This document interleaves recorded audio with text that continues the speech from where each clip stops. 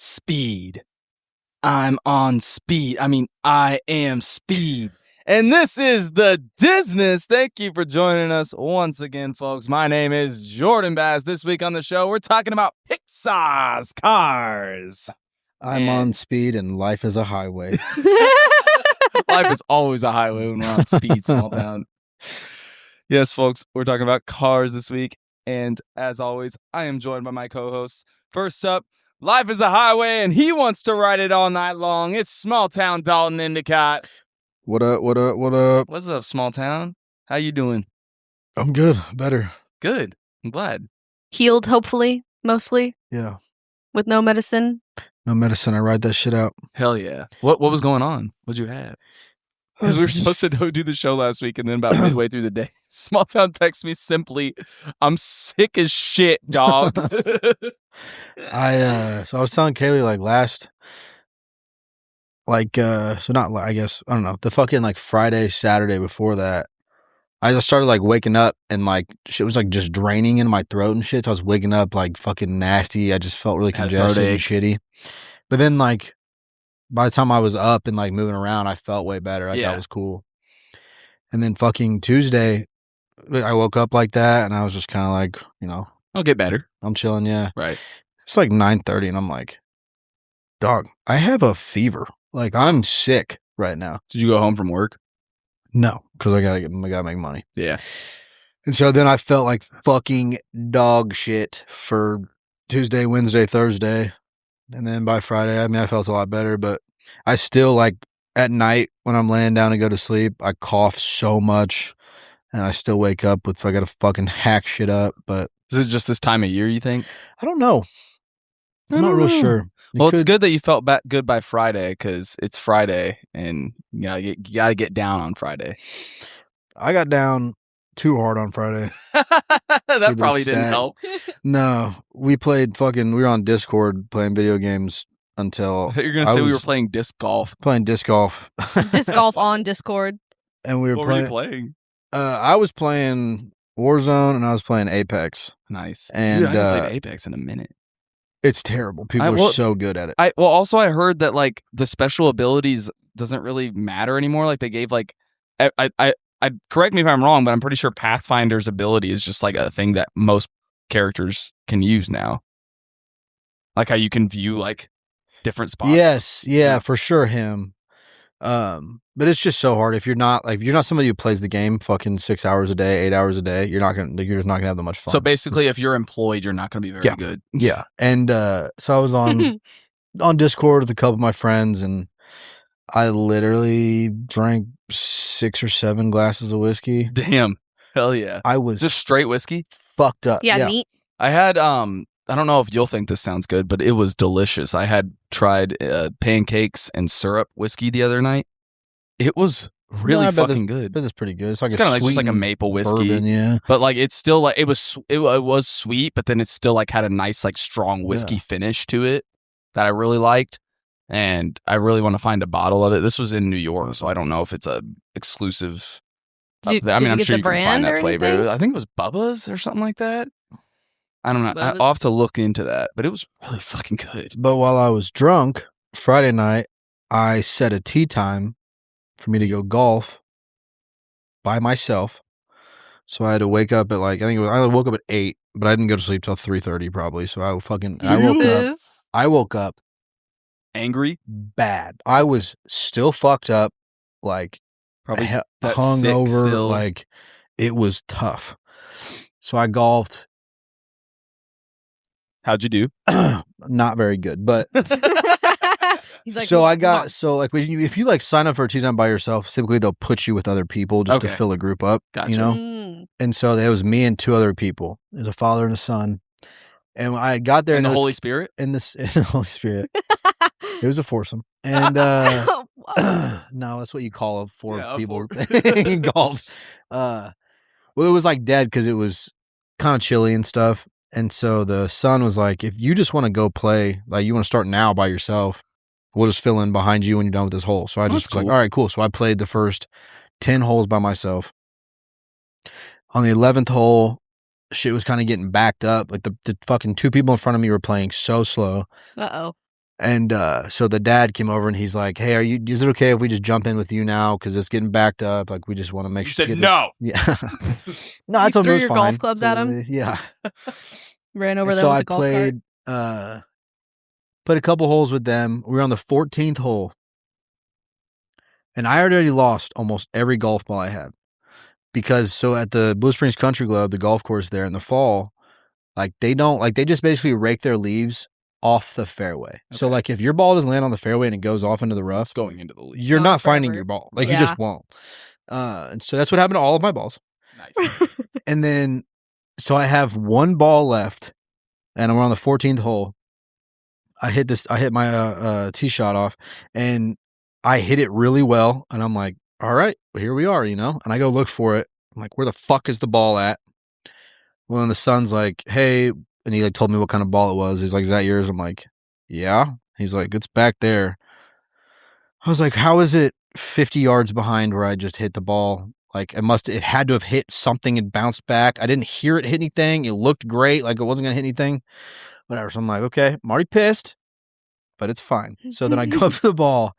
I hit the ball. The ball hits a tree, goes into the woods. I literally go up to the kid and I was like, hey man, I've just had enough golf for the day.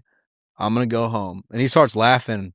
And I was like, it was nice to meet you and your dad. And he's like, oh, you're serious? I said, uh-huh. I got in the golf cart and I drove all the way back to the fucking clubhouse. And I went the fuck home. Oh my God. I don't blame you. That's I would have had fucking enough. hilarious. I'm good. This shit sucks ass. It would have been awesome if it bounced off the tree into the hole. I wouldn't have left. Also joining us, she gets her kicks on Route 66. It's Kaylee Foot. Hell yeah, I love Route 66. We love that song by Nat King Cole. The song, the road, the TV show, that song is in my song Hall of Fame. My song Hall of Fame. Mm-hmm. It's one of my favorite a really good song. Nat King Cole songs. Old Nat. Because I feel like a lot of the times, like his more that is like a jazzy song, but his more like smooth jazz songs a lot of the times are like just his softer songs. I feel like are the ones he's more known for, and it is a soft song, but it's also got like a bit of an upbeat, a little bit of zest. to it, Yeah, exactly. And it's obviously still one of his more well-known songs, but it's such a great song. I highly recommend going to listen to it. I'm sure a good bulk of our listeners have only heard the John Mayer version from this film. Yeah, true.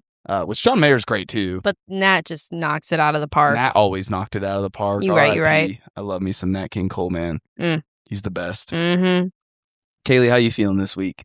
Good. Happy. She's happy that I'm home from New York. So happy. New York. I was miserable without him.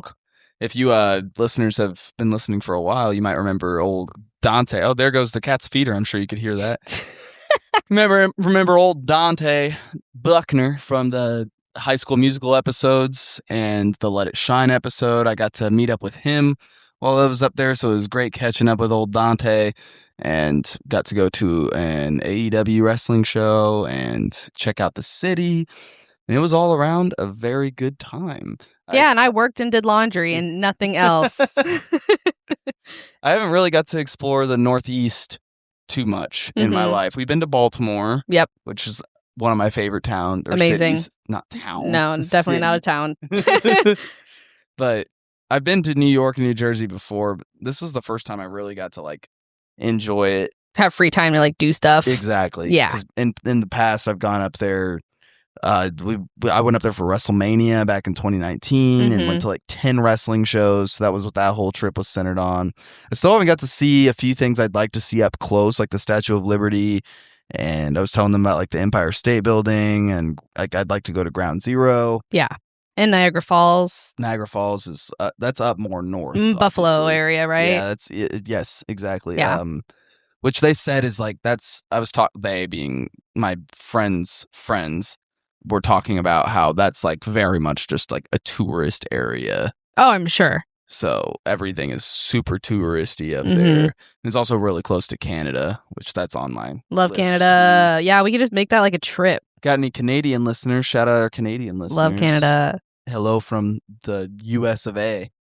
And I'm sorry. You are our friends. Yes. If you're not, Everyone in America's friends, you are our friends here on the Yes. Disness, our fellow Disnessmen, Disnesswomen, and Disness people. I am so excited to talk about this film. This is one I've been looking forward to talking about since we started the podcast. Mhm. I'll share more of my love for it here in a little bit.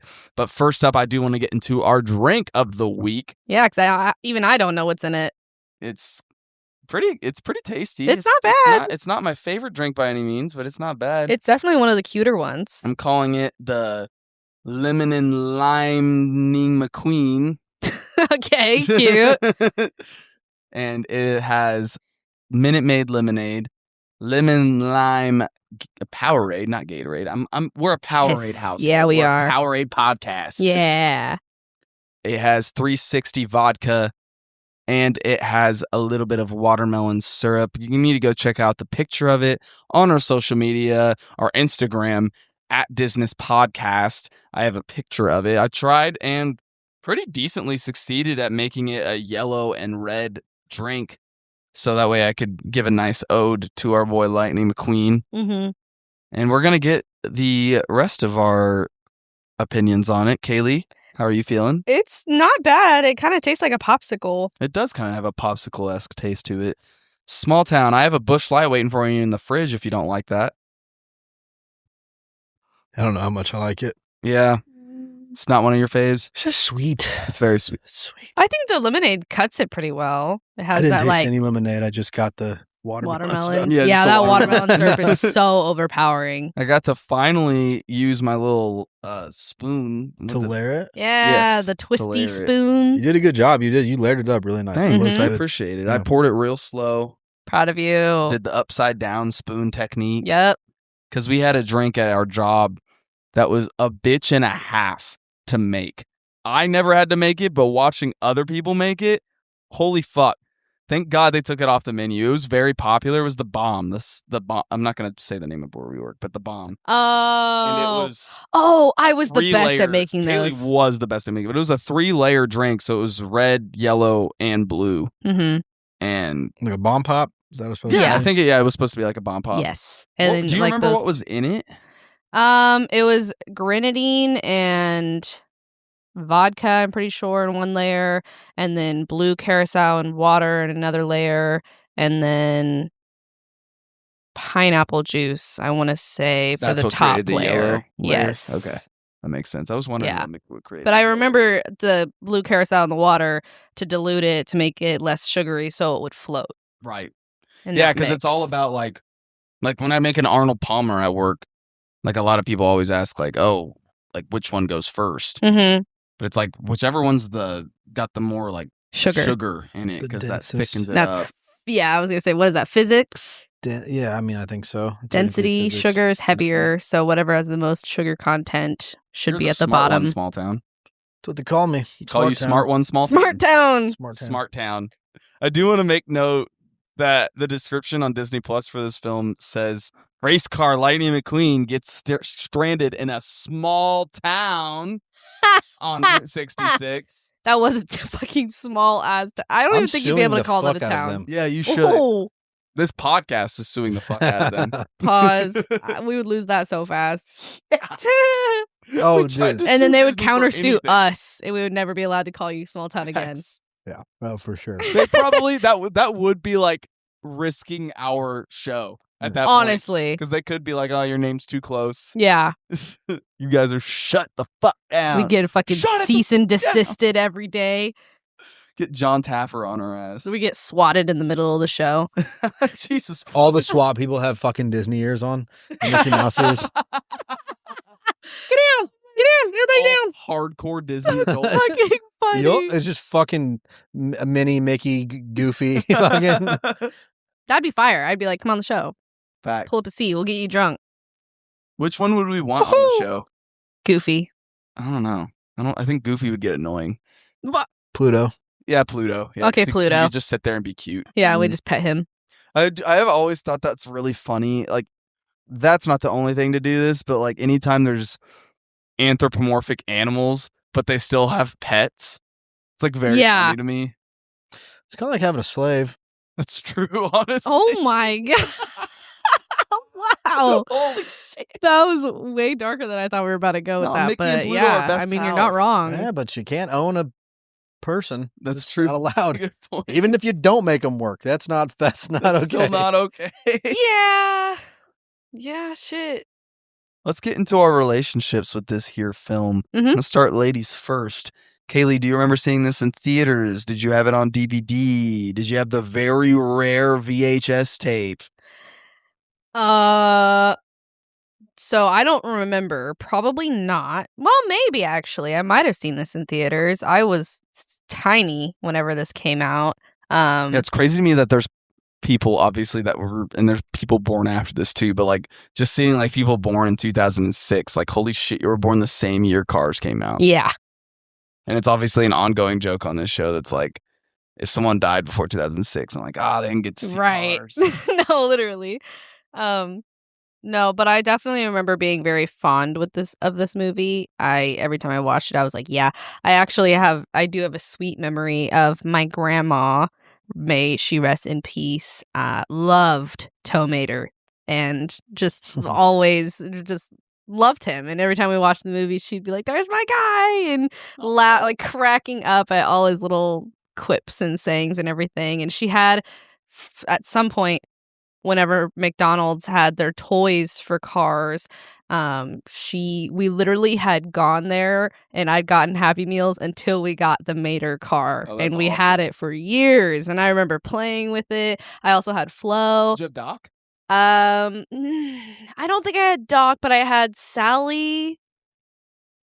I feel like I remember having one of these toys. I had Fillmore. Nice. Yeah. Kaylee's wearing her Fillmore shirt. I got this tie-dye Fillmore shirt at Hot Topic in Box Lunch. Minnesota. Oh, it was Box Lunch. Lunch. Yeah, you're right. And I got my Lightning McQueen hoodie and beanie on in the video as well. I took the beanie off because it's a little hot. And yeah. But yeah, no, I was always, me and my grandma, like this was one of our movies. That's awesome. I love that. Smalltown, what's your relationship with this film? I mean, I've seen it several times. I don't remember if I went and saw it in the theaters. I mean, it was always good. Like, I always thought it was a pretty good movie. You know, I don't think I was never like obsessed with it. I mean, by the time it came out, I was 10. So I don't know. It's fine. I mean, it's good. It's a good movie. I remember seeing this in theaters because my grandma took us to see. And Jordan just has a freaking crystal clear memory. Films in the 2000s. I saw like pretty much every single kids movie from 2002 to 2010. And I do very much remember seeing this one. This is like the first year I like really remember going to the movies, because there's like spotty ones I remember from years before this, like Polar Express and the Jimmy Neutron movie that I remember going to see.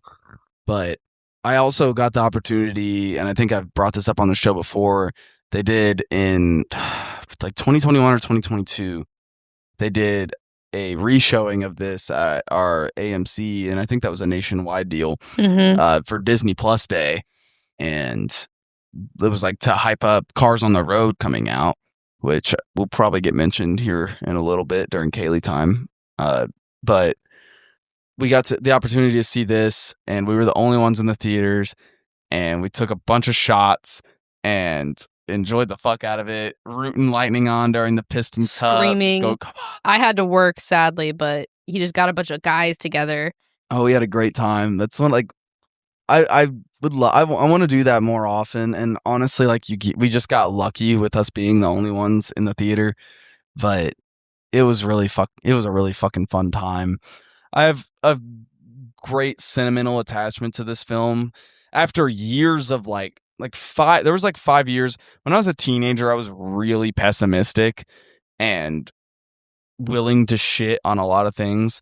And I remember, like, for the longest time being like, this is so stupid, like, anthropomorphic cars, like, that's so dumb. So there was, like, that period where I loved it as a kid. Then I was like, this is stupid as a teenager. Yeah, but you're also, like, learning more about the world and questioning everything and stuff. And there was a lot of things to question when it comes to this movie. And I remember being like, the lore doesn't make sense. Like, how would there be living cars? Exactly. Like, humans created cars. That's what I'm saying. But now I'm like, it's just a fun movie. Mhm. And they just use cars. But I really do like how this movie like made the world of like cars as the living creatures kind of like make sense in a way. And when I say that, I mean, like, if you look at a lot of like the formations in the earth and everything in this film, Mhm. like there's a lot of like small details that are worth looking into that are really cool. Yeah, there's actually a couple fun facts that I came across. Oh, cool. I assume you're going to share those. Yeah, I'll just like run down the list. Well, let's get right into that, folks. Ba-da-ba-da-ba-ba. Kaylee time. Woo! All right. Hey guys. Cars. I got a little picture of Lightning McQueen on here to Cars. keep me going. This movie was released on a Friday, June 9th of, as we've mentioned a couple times already, 2006. What a time. The runtime for this movie, 117 minutes, which, if my math is correct this time, I'll never let myself live down when I was so wrong. An hour and 57 minutes. Yep. I remember as a kid thinking that this was a really Basically long. 2 hours. But watching it now, I'm like, no, like everything, like there's nothing you could have cut. No. It's definitely, I feel like, a longer Disney movie for, like, at that point. Now I feel like movies are starting to get quite long, unless they're excluding movies like Lord of the Rings and Star Wars, like those big. This is You know. probably one of the longer Pixar releases, though. Yes, feel I like do Pixar believe was it usually is. pretty tight at 90 minutes. Mm-hmm. Like, I feel like Toy Story, Monsters, Inc. Like, I feel like those were all about 90-ish minutes. Yeah, I And feel this like one you're was right. closer to Or the those are 2-hour just mark. ones where like the stakes were a lot higher in certain situations, so it was going by a lot quicker. But this was a movie that was definitely about, It takes its time. cruising. And I love it when we're cruising together. Mm-hmm.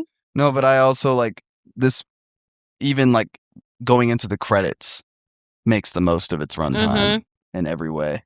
They really put their whole pussies into this movie. I saw one of the fun facts, which I'm just going to say it now since we're talking about it, is like one frame took, I want to say, 17 hours to make. One frame For this entire movie. is crazy. Yeah. So we'll go over the day of June 9th, 2006. President Bush. Our old fishing buddy. Jr., correct. Number one movie is one that I don't think I've seen, and I didn't look up anything about it, but it's called The Breakup. It sounds It familiar. was like Ryan Reynolds or something. Yeah, maybe. Potentially. Jordan will look that up while I keep I going. will look that up. That sounds familiar. And then the number one song. 2006. God. Mm-hmm. Is it rap? Mm-hmm. It's probably Is it that Flow Rider song with T-Pain? Oh, Low. Fuck. Shawty got low. I think that was 2007. No, Okay. but you're like kind of along the right track, I is it guess. T-Pain? No, Is it's this- not either of those. Is it artists. Soulja Boy? No, it's an artist also that I'm not 2007. familiar with, but I think there was a feature on the song. The Breakup is Vince Vaughn and Jennifer Aniston. Okay. Who Justin gives a shit? Long, Vince John Vaughn. Favreau, Jason Bateman, John Michael Higgins. Oh yeah, so Now it's a rap song or is it like yes, Or is it more like hip hop or? is it Lil Wayne? Oh, Wayne. it's Oh, a that's name good. I did not recognize when I saw it. Mims. Is it by Mims? No, That's a really good guess as well. this song, we're not going to linger on this for too long. So this is a very memed song. It's a very memed song. Like the very first lines of it. Ice Cream Paint Job? Oh, No. cream on the inside, clean. Yeah. on the Jordan loves outside. that song. I also enjoy that song a lot. Is it like Young Jock? Mm-mm. Chameleonaire? Yes. Okay. Riding Dirty? Yes. Oh shit! They see me roll. Yes. Crazy Bones in that song? Shit. Yeah, he's the feature. I did not know that. Are you sure? And the song's just called Ridin'. But yes, it's the good job, you did it. Try to get me It's what it right, says on dude. Apple Music. It was Yeah, in front you're of my right. face. It totally does say Crazy Bones on that. That's Damn. wild. Oh my gosh. Yeah. But isn't that such a meme song? Like, that's No, all it over the is. place. But I'm confused because that album came out in 2005. Well, maybe it was getting memed in 2006 because memes were starting to become a thing. I just remember in the music video, like in the song, he said something about the PlayStation controller, and then like in the music video, it's clearly an Xbox controller. Yeah, that's awesome. So you guys couldn't get a fucking PlayStation for the music video? Hilarious. Well, he did re-release it on the Screwed and Chopped version of the album the following Screwed and year. chopped. So maybe that kept it in the limelight. But that's actually crazy that was still the #1 song at the time of this film coming out. It's probably just all over the radio. I guess so. I mean, yeah. That Maybe makes it went sense. popular again for this movie. No, and I remember growing up hearing that song a lot. Yeah. All right, well, we'll just run through some quick popular things during 2006. Emo people and music, which is funny because Smalltown and I were just talking about that earlier. MySpace, PSPs, which we've talked about before. Love my PSP. Yeah. I used to play that shit all the time. I never had one, but I used to watch my old godbrother play his. And they had movies on the PSP too. That was always really cool. Yeah, that was a thing. Yep. And then Grand Theft Auto, San Andreas. Still waiting on GTA 6. Yeah, because this was 4. Yeah. In 2006. That's crazy. That was the 4th one. Well, it's been almost it's 10 years or 20 years. It's going to be a long time. SpongeBob, of course, banger. Hannah Montana. Lol cat memes were coming out. You know, the one that's like that one cat and he's like all fat and he said, I like cheeseburger. Or I has cheeseburger or whatever it is. Bro, I think Hannah Montana came out this year. Were so fucking bad. Yeah. Yes. Back then. Yeah, but they were the bad. first of the memes. So funny at the time, I'm sure. Before our comedy was broken in the way it is now. It was bad back then. There's been like only there was like a small pocket of time where comedy was really good. And this like between 2006 to now. Mm-hmm. I see the problem with today and memes and shit is that it's just like an oversaturated thing that happens. Right. Everybody's making and all that shit. the constant recycling too of memes. But I've never seen anything funnier than like the good shit that comes out now, meme wise. It's funny as fucking shit ever. Like I don't know, man. But maybe that's what they thought in 2006. But I'm not even talking prime of like iFunny type memes and stuff like that. Dude, those are bad. I did. They're used bad to have now. iFunny. I think the humor, like, and I don't mean like the trendy memes and shit. Like I don't really like that shit. Mm-hmm. Right. But just like somebody or like a fucking TikTok comment. I have seen TikTok comments that have made me laugh harder. Yes. Than any TikTok video I love reading the comments of everything because they make it so much funnier. Comments are hilarious. Yes. Yeah, it's the same thing. It's dude. I'll send Jordan a reel that's not that funny, but then I'm like, look at the comments. Yes. And then all of a sudden it's hilarious. Smalltown's cracked open his Busch Light, by the way. It's Busch time. That is obnoxious. What? A 25-ounce beer? Yeah, damn. Also so strangely specific, too. It's very specific. I actually like that it's an even number because I feel like usually, or not even odd number, but like because I feel like usually it's like I know a 24 ounce or what's this one that I got? Yeah, Kaylee's got her little my mini Cutwater that I get judged for being able to drink. But Cutwaters are bad. I'm a man. Gross. You agree, Smalltown? Yeah, Thank he goodness. was like, finally. "Are you drinking a Cutwater, dude? You have no long, Smalltown. I have plenty of long. You have no idea how long it's been, if ever, that I've heard someone agree with me that Cutwaters are not good. Because everyone in my life are like, "What are you talking about? They're the best." They'll get you fucked up. Oh, they will, but they don't taste good. No, they taste like shit. Yes. And I know I get that they're strong. I have no problem with a drink being strong. Nobody will ever sell me on canned mixed drinks. They don't work. There's something about it doesn't work. I've really been into them lately because our job got them, and yeah, well, you have no long. Yeah, damn right, Kaylee. Well, shit, damn. All right. Well, my 6-ounce drink contains 13% alcohol. What does your 25-ounce have? 5.2. Yeah. Pussy shit. Nah. That's all I'm hearing. I'd rather Anyway. drink that 25-ounce. But Anyway. Hold on. Oh. You have no long, Kaylee. Alcohol by volume. So, like, you have 6 ounces of 13%. Yeah. I have 25 ounces of 5%. You do that math right now. This dude Smalltown knows. See, I always assumed. Now I'm actually about to learn something. So does that mean I figure that there's 5% no matter what? Right, but the volume of it. It's not that there's only 5% alcohol total. I don't think in this entire thing. That wouldn't make any sense. Right. You know what I mean? Yeah. Like, yeah, because then you wouldn't feel the effects of it at all. It would be like almost all water. Yeah. I'm not totally sure how that works, but like, let's just say by the ounce, per 1 ounce, there's 5% of the ounce, whatever the fuck. Mm-hmm. So that's 25 times 5. That's 125. Good job. That wouldn't make any sense either. I don't fucking know. But it's not that different. But like more alcohol and a smaller thing in my brain would equal. No. More Because if alcohol. that can, because if you had a 12-ounce can, it would still be 13%. Correct. Yes. That's why I'm getting confused now. Right. That's why I always thought that it's always the same like percentage. There's just more Alcohol. liquid. No, not There's more alcohol, liquid. But there has to be more alcohol in it too. Because The ratio has to line up, but it's still like 5% of your entire beverage. So if it's a lot of liquid, I don't think that's how it works. Okay. I don't think so. Or else I would get the same amount of drunk off of this as I would a 12-ounce. So the percentage, it equals the percentage of the drink's total volume. So that is 5% of this. ethanol.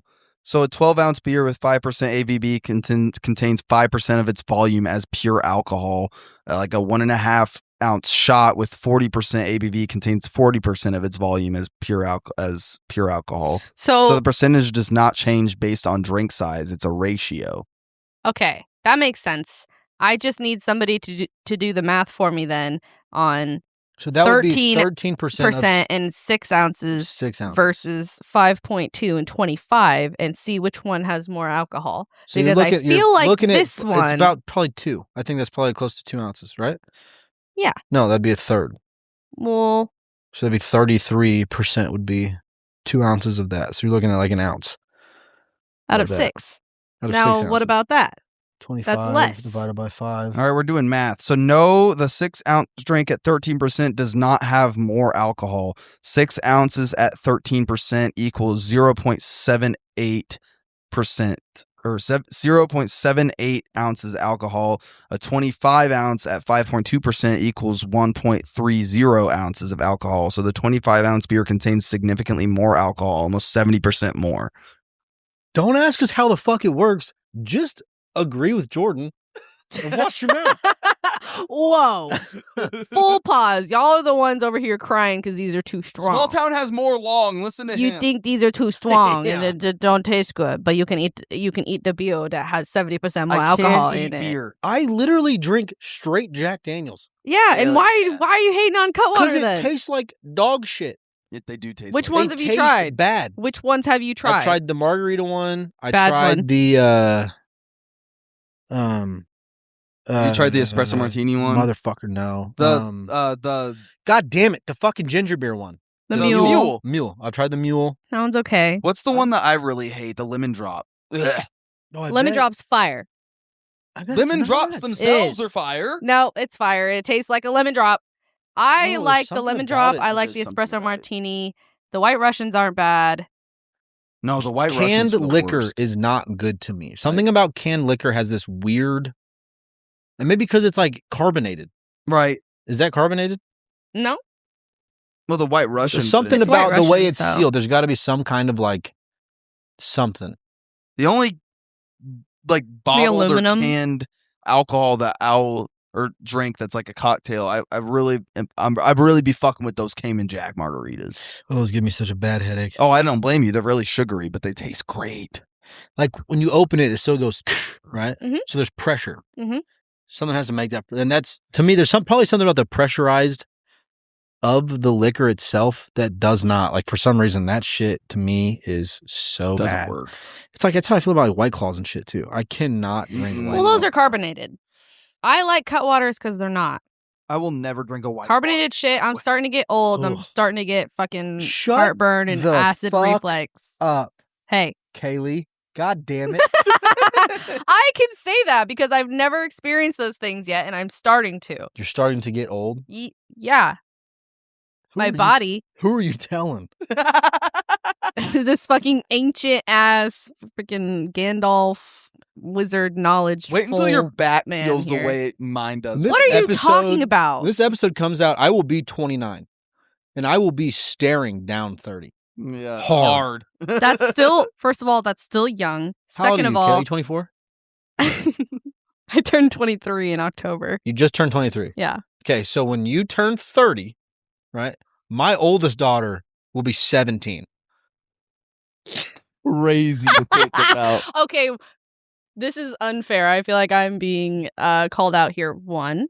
No, I'm saying you that you're not old. I'm older than I am by how I act. I know, but when you say things like I'm getting old, just can't happen. Yeah, no. I know. I triggered Smalltown over here. I'm so sorry. Me and Smalltown, we're 23. We're like, hell yeah, we're young. Yeah, you live like an old person. Unfortunately, in this, I do. I live like an old person. I have an old soul. I have an old person body because you say, wait till you're back. You shut up. I had a back injury when I was a child. So I do have an old man back. I know. And I'm just constant back how much pain. My back hurts right now. And I think it also had to do with the plane and everything. Yeah. I mean, you were just on a plane for 7 and layover. So you sat in an airport chair for multiple I was on hours, a plane and then you were in a car. All I'm saying is that I started to get acid reflux and whatever the fuck the other thing is called. Heartburn? Sorry, I hit a nerve, Smalton. Yes. Me and Smalltown. Last night I was having heartburn like a motherfucker and I was getting pissed. Don't even start with me about heartburn. We're gonna get Smalltown Tums for Christmas. We're gonna get them Tums and geriatric treatment and a walker and I'd be loving some omeprazole. Some New Balances. No, I still gonna have fucking fly kicks. That'll never go. Smalltown and I used to eat those Jack in the Box munchie meals and just give ourselves raging heart. Oh, dude, that's so funny. I ate fucking taquitos last night. I woke up. QT? No, like frozen. Oh, frozen fucking taquitos. Fire. Gas. Just woke up. Just felt like I had fucking acid in my throat. Mm. I know that feeling, man. Actually, I was probably around your maybe 21 or 22 is when I first started getting, just one-upping you again. When I was younger than you, I started getting acid reflux. No, that's the first time I'd ever noticed it. And it was so bad. I was also drinking 3 or 4 Red Bulls a day. Oh my God. I was waking up in the morning and throwing up. I threw up blood a couple times. It was bad. Jesus dude. Christ. No wonder, bro. Yeah, you can't blame that on getting old. No, That's I know. your own life decisions. I know. I don't drink Red Bull at all anymore. Good. Since then, I have not drank it. Proud of you. Yeah, I think you've probably had it on this show. I've had one here and there, but it's first of all, they don't work. To me, if I want an energy drink, I want something with 200, 300 milligrams. I like a good C4. Something to get your heart pounded and your hands shaking. I can't do C4s anymore because it just got to be too much for me. No, right. But I'd save them for special occasions. I used to drink 2 of those a day. It's like a road trip or something like that. Yeah. Like a C4 is perfect because dude, I had a C4 the other day on the way to the airport. So that way I wouldn't fall asleep while I'm waiting for my flight. My whole body's just fucking tingling. Mm-hmm. Itchy, hot. Yes. It's the best. Yeah, it's like doing drugs legally. But you probably didn't have any food on your stomach. No, I had just eaten. No, that's also the best way to drink one because you are just fucking geeked. Yeah, whenever I have an energy drink, I really don't buy them. I get the energy drinks from 7 Brew and stuff like that. And every single time by the end, my hands are fully shaking and jittering, and my tables will question me when I'm serving every now and then, are you okay? And I'm like, oh yeah, I just had an energy drink. I'm fine. I just had an energy drink. I'm just fucking geeked right now, bro. I'm juiced. I just drink these Rains. Rains, yeah. Not you wearing the Rain hoodie. Yeah. Where did you get that? They have cans that have gold tabs on them. Okay. And the gold tabs have codes under them. Oh, shit. So if you got 10 tabs, gold tabs with the codes, you could get a hoodie from Bro. Oh, for shit. free. I'm gonna start drinking Reigns. That's cool. Yeah, now I they're used like- to drink It them. looks like a nice hoodie. Long It's a time ago. super fucking nice hoodie, but they're like almost out of stock of everything. Is what one of my friends said. Yeah, because I I'm sure got this. people have When been they came out, I was chugging getting them. the gold tabs. I'm Hell like, yeah. I'm getting something. Like you could get a fucking massage gun. Oh. It's like 25 tabs or something like Wow. that, maybe 50 tabs. This reminds me of box tops. That's basically what it was. Real. Yeah. And Or I like your fucking did icy this shit. points.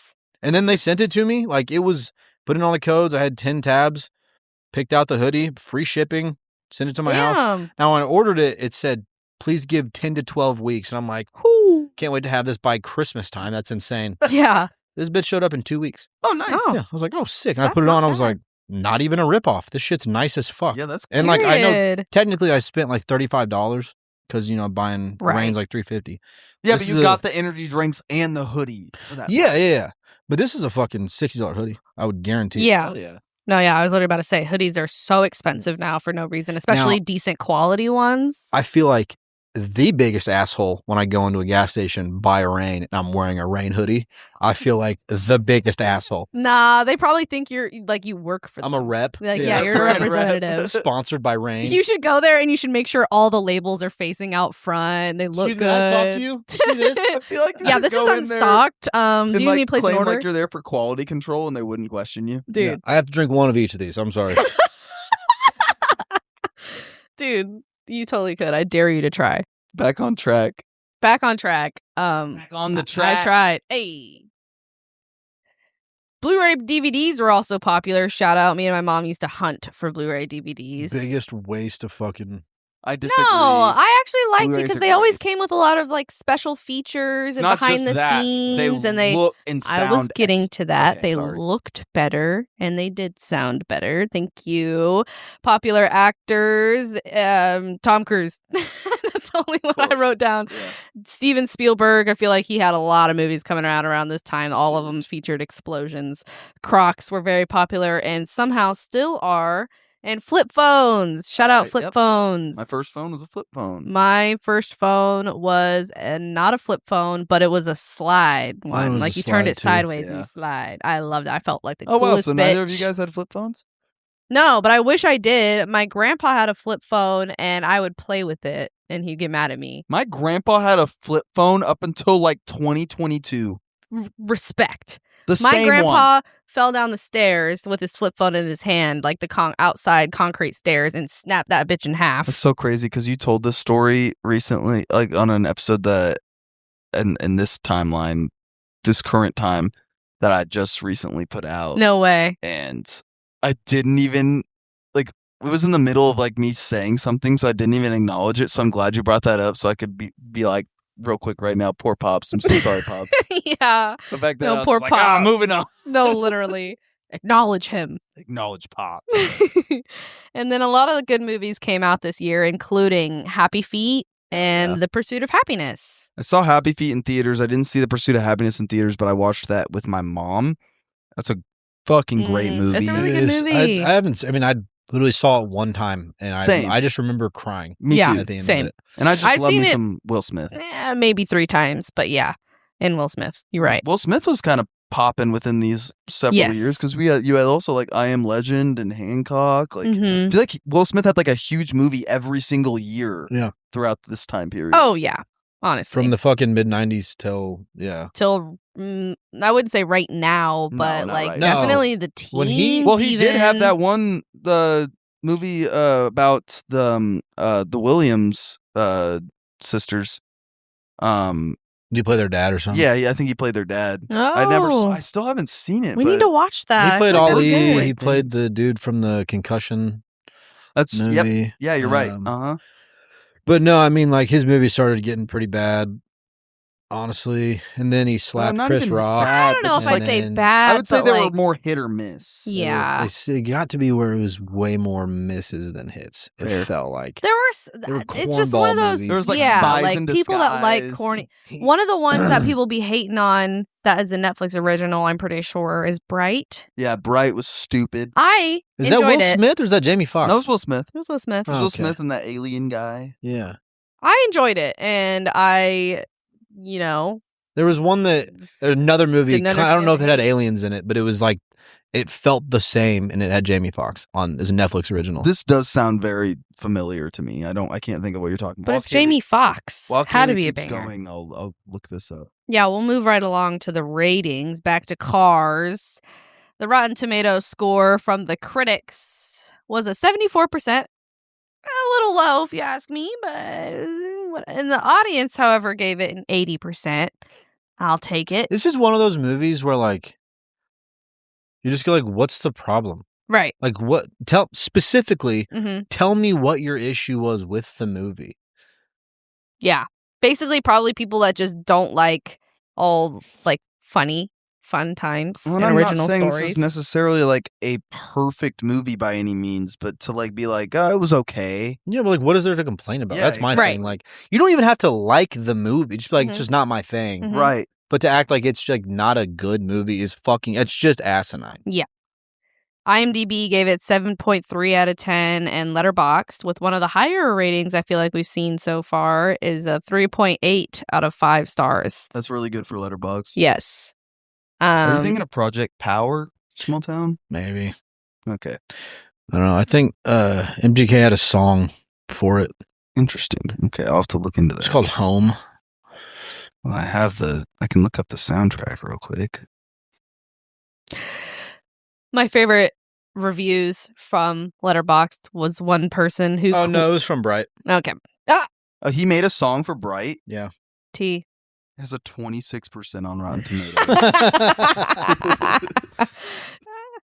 Oh my god. My favorite quotes from Letterboxd, though, were this one lady quoted one of Mater's best lines in the movie, in my opinion, I'm just going to say the line and you guys are going to get it. He did what in his cup? Oh, yeah. So fucking funny, bro. There's a lot of really underrated Mater lines Throughout throughout this. That really hit so hard now that I'm an adult. Always references like a toe Mater without the tuh, but that's like one of his least best lines in this entire film. Yeah. My best friend. And then this other quote that is just actually like kind of batshit wild. This person, Vitani, said, "Had the most insane sex to this movie last night. Thanks, Lightning McQueen." Oh, Jesus. Ka-chow, Crazy. ka-chow, ka-chow. Oh, ka-chow. I cannot. That's hilarious. Ka-chow. No way. All right, babe, we got to try it. Just kidding. So the budget for this movie was $120 million. I feel like hearing Larry the Cable Guy's voice would be an instant boner killer for me. Yeah, no, Yeah. that just yeah. Now hearing Owen Wilson's voice. Nah, Fuck. shit. Wow. $120 million budget. Box You can see it. office. Yeah, you're right. You're totally right on that one. What do you guys think the box office total worldwide was? I mean, I'm going to guess $500,000. Half a What? bill? Or $500,000. $500,000. Yeah, there you go. Thank Small you. town? It I could mean, be more. It could very much be more. I'm kind of sitting with Jordan. That was kind of my thought too. I wanted to go higher than that. I want to go higher than that too, but I I'm don't almost think like, it hit a bill. All right. Well, slow down. You're there. okay. It's 462 million worldwide. So Okay. yeah, almost was my half a second half a guess. bill. Yeah, I'm sure it was. Specifically that. Down to the 2. That 2 million matters. No, this was quite the excess. Jesus Christ. Quite the long. This movie was quite a success. It made 60.1 million opening weekend in the United States alone. It was actually the highest opening weekend for a car-themed movie until Fast and the Furious in 2009. Okay, that one. So 3 years after. Probably one right after Paul Walker passed or something. No, because Paul Walker passed in like 2013. Yeah. Okay. Yeah, no, it's just one of the Fast and Furious movies. Which kind of makes sense, but like still, this was a really big one for Disney. They were like, whoa, goddamn. And they made a lot of money. Our director is John Lasseter, That's a name we've talked about. a name we have talked about. He is 68 years old and man of many titles, whomst Thanks, Jordan, for taking my line. We've talked about before on Toy Story. He also directed that one. We have not talked about Toy Story yet. What? We haven't. What did Joe come on for then? Joe came on for Finding Nemo. But didn't he wear his Toy Story shirt? I don't remember. That's been like 3 years I'm ago. actually pissed. I was so certain that we did. Okay, well, I guess we'll be talking about him again in Toy Story. He was a major part of Disney starting in 1979, and then he was with Pixar as the chief creative officer from 1983 to 2018. He was kind of off and on with Disney a little bit in between that. He was then fired for promoting computer animation, which is like, boo, fuck that. You know, me and Jordan are big fans of the hand-drawn. Yeah, but this is computer animation. No, I know, but we just prefer hand-drawn. No, you're right. And so he joined Lucasfilm, where his CGI clearly thrived. And now, currently, he is at Skydance as the head of animation. Yes. So that's cool, I guess. But what's not cool is that he has a history of sexual misconduct towards employees. So that taints anything good that he's ever done. Maybe don't be a piece of shit, John. Moving on. Our cast. So cast is a little different. I think I'm going to try to cut down my time here, which today that did not happen, but of not going so in depth with these cast and characters. If it's a name that interests you, you can always go a little bit more in depth yourself. But this is also a very popular cast. So I really only got like the main four, in my personal opinion. If you disagree, suck a lemon. First of all, we have Lightning motherfucking McQueen. Is Owen motherfucking Wilson. And if you didn't know that, who are you? He's 57 years old. Wow. I mean, no, that makes sense. And he's looking like a silver fox. That's not even silver yet, let me tell you. Well, they first really kind of came in prominence, I feel like, in the late 90s. Yeah.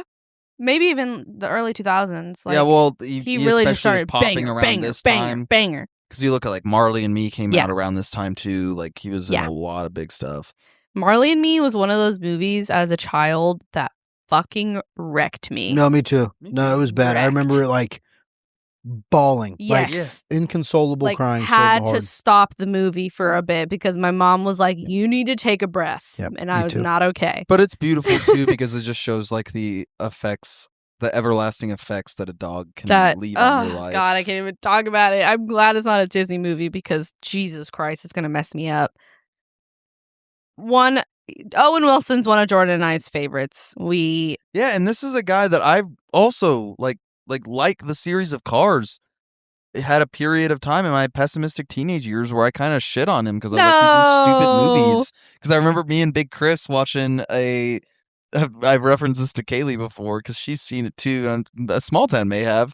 I can't for the life of me remember what it was called, but it's an action movie where Owen Wilson and his family are in like a different country and a war breaks out. Yes. And there's this hilarious meme where he tosses his children from one building to the other. Yeah. It's so dramatic. And it's so funny because that's another movie that I watched with my family and we were all sitting on the edges of our seats like, oh my God, this is the most suspense we've ever experienced. 19-year-old me and Big Chris are watching it just laughing our asses off. No, like that movie got me good. I was stressing. This was a night where me and Big Chris are like, let's watch a bad movie. And that's what we did. Damn. Just because I thought I'd seen this somewhere. Now, Owen Wilson has a daughter that he has never met. Oh, shit. He does provide financial support. Okay. But he checked a no visitations box in court and has no interest in having custody. Wow. So since I saw that the first time, I was like, kind of don't like Owen Wilson that much. You're like, I kind of like Luke better. He has two. I do honestly like Luke better. Yeah. I think he's funnier. Apparently he has two sons that he's like a great dad to. But I don't care. That's fucked. I don't like I don't well, like you're also shit. a girl dad, so just a dad. Like if you have kids and you just refuse to like see them and take care of them, especially with the financial means that Owen Wilson has, right? You big piece of shit. That does taint it quite a bit. Yep. Yeah, Thanks. But he's on low key. So he's it makes Morbius. It all okay. Or Mobius. Is it? Yeah, Mobius. Yeah. Not Morbius. Yeah, no, not Morbius. This is not Jared Leto. But he's a very well-known actor. I don't need to explain y'all all his shit. But for Disney, it includes something that we just talked about recently, Around the World in 80 Days. Him and his brother both had a little cameo yes. in that. And then he was in all of the Cars movies, minus some shorts. There was a couple that he didn't voice in, and then but he also voiced in the video games. And then he was in the newest Haunted Mansion. He was one of the main characters. Yes, and now, like Jordan has said, Marvel. Yep. He's been with the Loki gang, and basically has a voice that anybody would recognize. Now for Tow Mater, we have Mr. Larry the Cable Guy. 62 years old. Another pretty recognizable actor. I'd honestly say because of this movie and series. No. He's massive. Larry the Cable Guy I was is gonna a say stand-up partially. comedian. Yes. I was going to say partially because I feel like this is one of those movies that made him known to this day. Because what is he doing right now? That this current generation, not our generation, but the next one, it's very much like would that know redneck him for comedy, like he was on Jeff Foxworthy type shit. Yeah, dude, they had that was a thing they did. Foxworthy, I think Ron White, the Blue Collar Boys, Blue Collar Comedy Tour. Yeah, yeah. And then there's another one too, and I can't think of his fucking name, but he's also funny. Yes, but Larry the Cable Guy doesn't actually talk like that. No, he does not. I actually remember as a child watching, he was in the sequel, I want to say, to the Tooth Fairy movie. Or was it the first one? No, was it the sequel? He was the Tooth Fairy in the second one. And as a kid, I was like, this slaps. This is funny as fuck. No, that's like, I think and it's so bad now. That's like a 1.2. I know. As an adult, I'd probably be like, fuck this shit. This is dumb as hell. But at the time, in my little pea brain that hadn't developed yet, I was like, this is comedy. Now I understand. And also, like I said, my grandma was very partial to him and his character Mater. So for me, I was like, yeah, funny guy.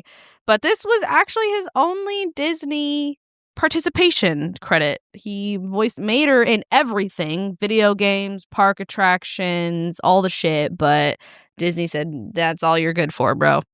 I grew up, we used to have his, I'm sure, I don't know how much he had to do with it, but his branded beer bread. Didn't he have something else? Yeah, he had like a dessert. Yes. Why did he have like a whole freaking food line? Yeah. Get her done. Get her done. Shit. But the beer bread was good. And I remember like eating as a kid and being like, whoa.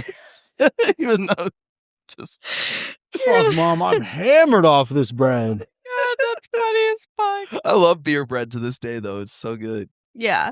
I don't know if I've ever tried it. I've never had beer bread. Should. You've never had beer bread? Mm. It's very good. We're going to make some. We will. Hopefully, maybe by the next show. Shoot. Have Smalltown sample it on air. I should have made it for the show. I don't know if that shit's still like Larry the Cable Guy's beer bread. No, but we could always make beer bread in honor of Larry. Moving on, though, we have Sally and Doc Hudson. So first we have Sally. Voiced by the same person. That would be mighty impressive, actually. Nah, but Sally is Bonnie Hunt. Oh, shit. Yeah, 64 years young. She's an adorable actress that has done a lot, actually, for Disney and Pixar, mostly Pixar. Her works include A Bug's Life, Monsters, Inc., Toy Story, Zootopia, and she voiced the auntie in Sophia the First. She's the wife in fucking Santa Claus. Yeah. Yeah. Yeah. I didn't know that. I didn't know her voice was so fucking familiar. Yes. And she's Jumanji, too. Yeah. She's definitely like... Oh, she's big time. She's done a lot of other stuff. Like, yeah, no, she's... Her face... Cheaper by the dozen? Did you already say that? Mm-mm. Oh. No, I'm just focusing on Disney stuff from now on. That's fine. I just like... Yeah, no, she looks so fucking familiar. Yeah. And then Doc Hudson is Paul Newman. Rest in peace. Dog, straight up, thought it was Burt Reynolds the whole time. Seriously? Swear to God. That's so funny. He's, not... He's kind of valid for that. But Paul Newman died at 83 years old in 2008, but he was an actor that won numerous awards. He was a fucking stud. Yeah. Good God. Oh, yeah, 100%. He was very, very big. A political activist, very loudly and proudly a Democrat, loved the gays, hated big oil, all the things, all the green flags, and he was a racing enthusiast that raced for real, not with NASCAR, but he'd won multiple of his races with whatever company or thing I'm blanking on now. But really cool guy, really cool, interesting guy. The fact that he actually raced makes me so happy that he was able to be a part of this and chose to be a part of this and everything because he knew his fucking stuff. I agree. Yeah. And so he won many races in the CART / Champ Car series. Mm. And obviously, like a lot of fans of motorsport racing may know like the Newman Haas Racing team. Yeah. Oh my God. Yeah. Okay, cool. So this was his only Disney role, though, sadly. And the Trans Am series, too. Okay. Yeah. Yeah, he did a lot of racing. This lot of was his different only stuff. Disney role. I think Doc was meant to still continue on with the series. Yeah. Other than the fact that Paul died and Yes. they didn't want to recast him. No. But it adds There a were lot. other characters that if passed. you've seen Cars 3, like... Oh, boy. We'll Wow. get there when we get there. But this was actually his last film role ever. Mhm. He passed away, like I said, in 2008. So he did like a docuseries or documentary or something after this, but this was like his last big film. And then everyone else, listen, guys, this was a huge cast, and we could either be here for 4 hours and I could talk about everybody, or I'm just going to tell you the character and I'm going to tell you who voiced them, and we're going to go with the latter. So rapid fire here. We got the sheriff. He was Michael Wallace. We got Ramon Cheech Marin. Yeah. Yeah, I knew that was a very obvious one. Yeah. And that's not he's done several Disney works. Oh, yeah. He's also on Not the Oliver. first time we've talked about him, I'm pretty sure. He's also on Oliver and Company. Yes. Played Tito. Yeah. And then Flo is Jennifer Lewis. Yep. Fillmore, shout out my shirt.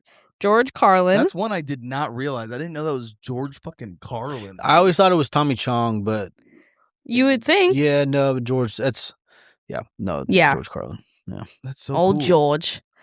And then Sarge is Paul Dooley. Hell yeah. Chick Hicks is Michael Keaton. That's a big one that I did not Crazy. realize. That's so cool. Crazy. Strip the King Weathers, our Dynaco boy, is Richard Petty. How did Oh, no I shit. could not believe how good of a performance Richard Petty had in this. Yeah. Yeah, he said like 4 things. But still, No, he did a good job. really good delivery though. Left an impression for sure. And then Mac is the Pixar beloved John Ratzenberger.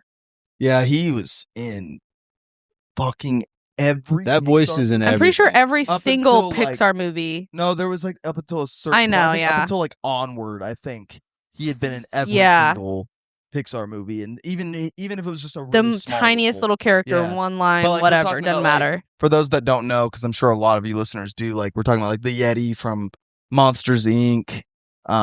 He was Ham and Ham Toy in Story. Yes, he was in just so much So much. throughout the years. Bug's Life. Yeah, He was Bugs Life. the tiny bug. He was the PT Flea. Yeah, PT Flea. And then for our cameos here, we have quite a freaking few. They went so crazy with this movie. I don't know why, but I guess they knew it was going to be such a banger. But for our racers, since this is a racing movie, they had to have some classic racers voice in it. So obviously, I already mentioned Richard Petty, Dale Earnhardt Jr., Oh yeah, classic, Mario Andretti. Damn it. I'm going to mess all these up. Michael Schumacher? Schumacher. Schumacher? Bob Costas? Costas. Dale Waltrip? Yep, Darrell Waltrip. Then they were the announcers. So you had Yeah. Bob Cutlass Yes. and Daryl Cartrip. That's fire. And then for our non-racers, Jay Leno. Was that not actually Arnold in that same scene? No, Okay. it a wasn't, really but good it art was direction. supposed to be Yes. like Arnold Governor. Schwarzenegger, the governor of Cali. Richard Kind. Oh, wow. Eddie McClurg, who was born and raised in Kansas City. Shout out. Humpy Wheeler, which was he's the president of Charlotte Speedway, Which I have something which to is say about Charlotte Speedway coming up. okay, cool. Catherine Hellman and more there, but smaller. And then in our end credit scenes, we see the cars at a drive-in, and they feature Toy Story and Monsters, Inc., which both of those were actually voiced by Tom Hanks, Tim Allen, Billy Crystal, and John Goodman. Which is brought them all back. It's so awesome. Yes. Did you watch the credits this time around, Smalltown? Had you seen it before? Mm-mm. Yeah, so you haven't seen the parodies they do they have like Toy Car Story and Monster Trucks, Inc. Mhm. Oh, it's so worth watching. Oh, it was really cute. Because then they have Mac is in the crowd, and they have his characters from those movies pop up, and he's like, "Hey, that guy's pretty good." Yeah. And then by the end, he's like, "What? These cost-cutting low lives, same character, yeah, same actor, whatever." Yeah, it was adorable. It started like our Disney Plus started exiting out of the movie, and I was like, no, go back.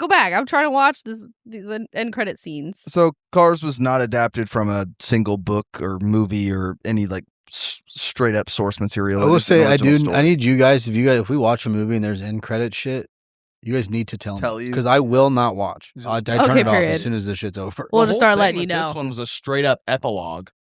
Like that was a good gag, but everything else is like the cars from the beginning that mess with Mac. They end up getting arrested by by sheriff. Yeah, so there's a lot of stuff. And then they show they set up a little museum in Radiator Springs for Doc Hudson, and Richard Petty's character, the King, visits it and everything. There's a lot of really good stuff within this end credits. So the core inspiration actually came from John Lasseter's real life love of cars and American car culture. He actually once said that on one side he has Disney blood, on the other side he has motor oil. So obviously the setting and the tone took strong influence from historic U.S. Route 66, small towns along the Mother Road, their decaying neon, classic motels, and the beauty of places bypassed by modern highways. In building the fictional town, the Pixar artists drew on real towns and architecture of the American Southwest. For example, the Cozy Cone Motel was actually inspired by a real motel in Arizona with cone-shaped units. And then the Piston Cup is obviously heavily based on real-world American stock car racing, especially NASCAR's then current generation, which I did feel like earlier whenever we were talking about our relationship with the film that I kind of left something out, and I totally did. My personal relationship with NASCAR. Oh, racing, facts. Racing and true. How important that is to me. Yeah. And my childhood and now into my adult years, I've been a NASCAR fan for 20 years. That's crazy. 20 years plus. My grandpa was always a huge, we always had the races on growing up. And every Sunday. Yeah, and I didn't get it. I used to be the type of person that was the whole, they're just going in circles. But now, once again, since being with Jordan and becoming a NASCAR fan, we've gone to every single race that comes to Kansas City, and we're fans for sure. And I don't totally respect the sport so much now. Yeah, it's one of those things that I can totally understand if you don't want to watch it on TV, but if you're there live in person, it's spectacle. Totally different. It's insane. Yeah. So that is a big thing that also plays into my love of cars in my adult. Because now knowing how NASCAR actually works, there were so many similarities. They treated it like it was real NASCAR and everything, and I loved that. So actually the origin of this film traces back to 1998. At that time, screenwriter Jorgen Klubian, I hope I'm pronouncing that right. They were just wait till Owen Wilson gets more famous and then we'll do it. He wrote a script titled The Yellow Car. It was about an electric car living in a predominantly gas-guzzling world, and it was loosely based on The Ugly Duckling.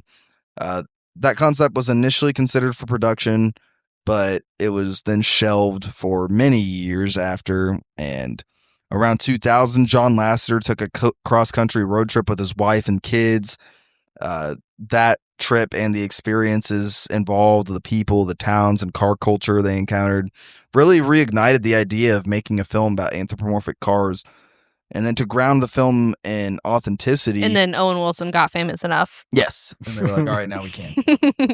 Pixar actually hired Route 66 historian Michael Wallace, who we already mentioned, voice in the film.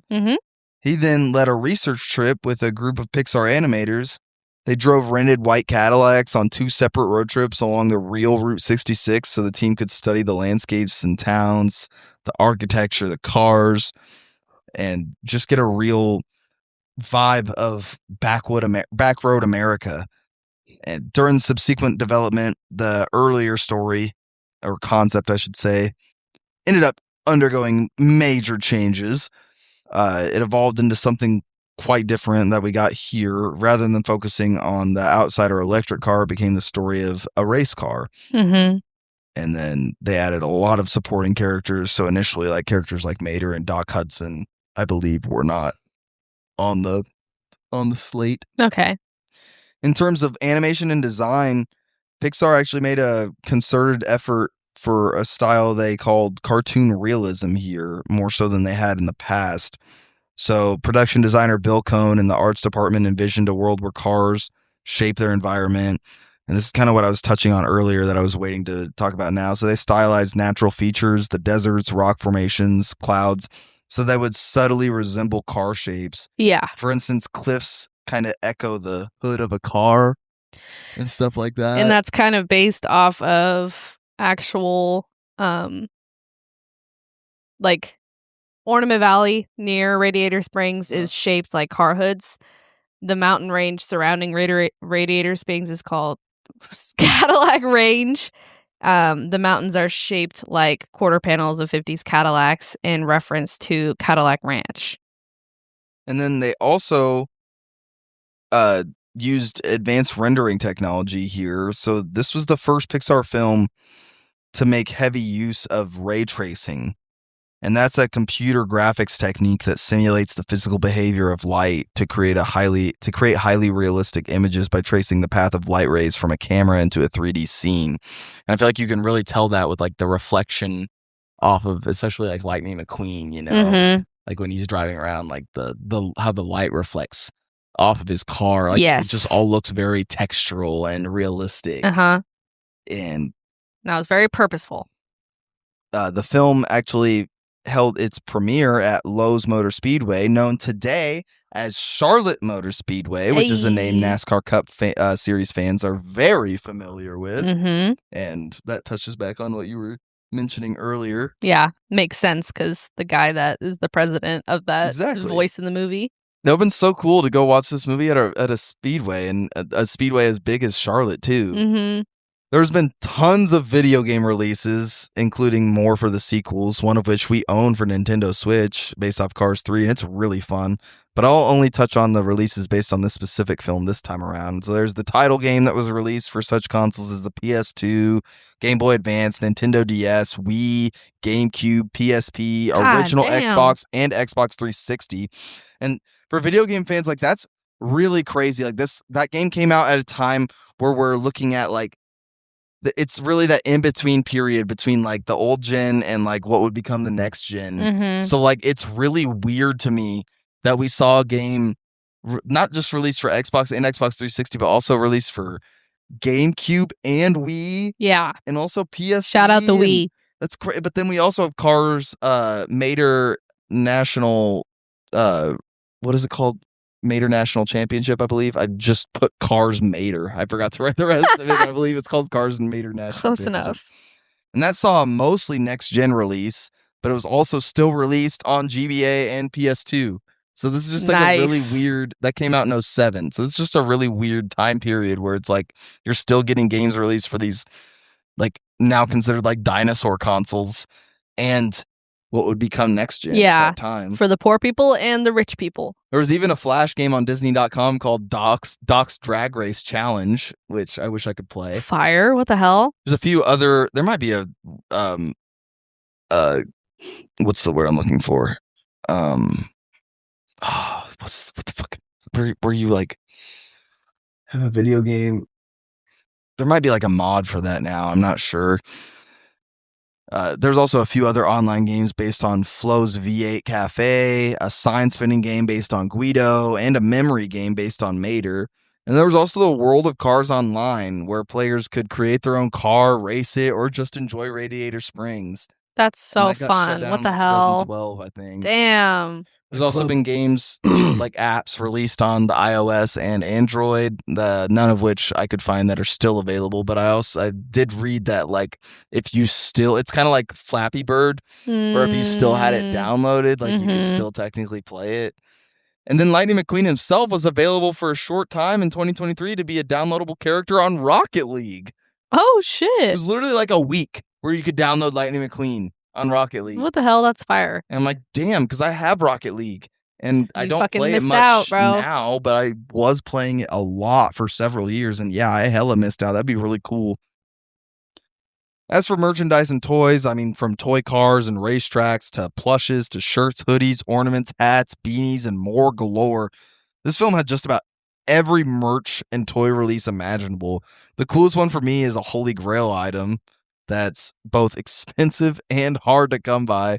And that's the Doc Hudson plush, which I've seen going for over $100. It's literally just like a 7-inch little plush. Of Doc Hudson? Yeah, but I want it so bad. And then this film has a lot of presence throughout, and like very notable presence throughout the parks. You look at Disney California Adventure, they have Cars Land, which I really want to go check out. They got fucking creative with that name. No, not at all. Cars Land. Yeah. Gotta let people know what it is. Call it Radiator Springs. But it is Radiator Springs. But that's what it is. Call it that. Don't call it Cars Land. Real. It has more name value. You got him. So it does recreate the town of Radiator Springs, and they got like shops and restaurants, and it's really cool looking. Go look at pictures of it if you haven't seen it already. There's the Radiator Springs Racers Ride, which is a dark ride.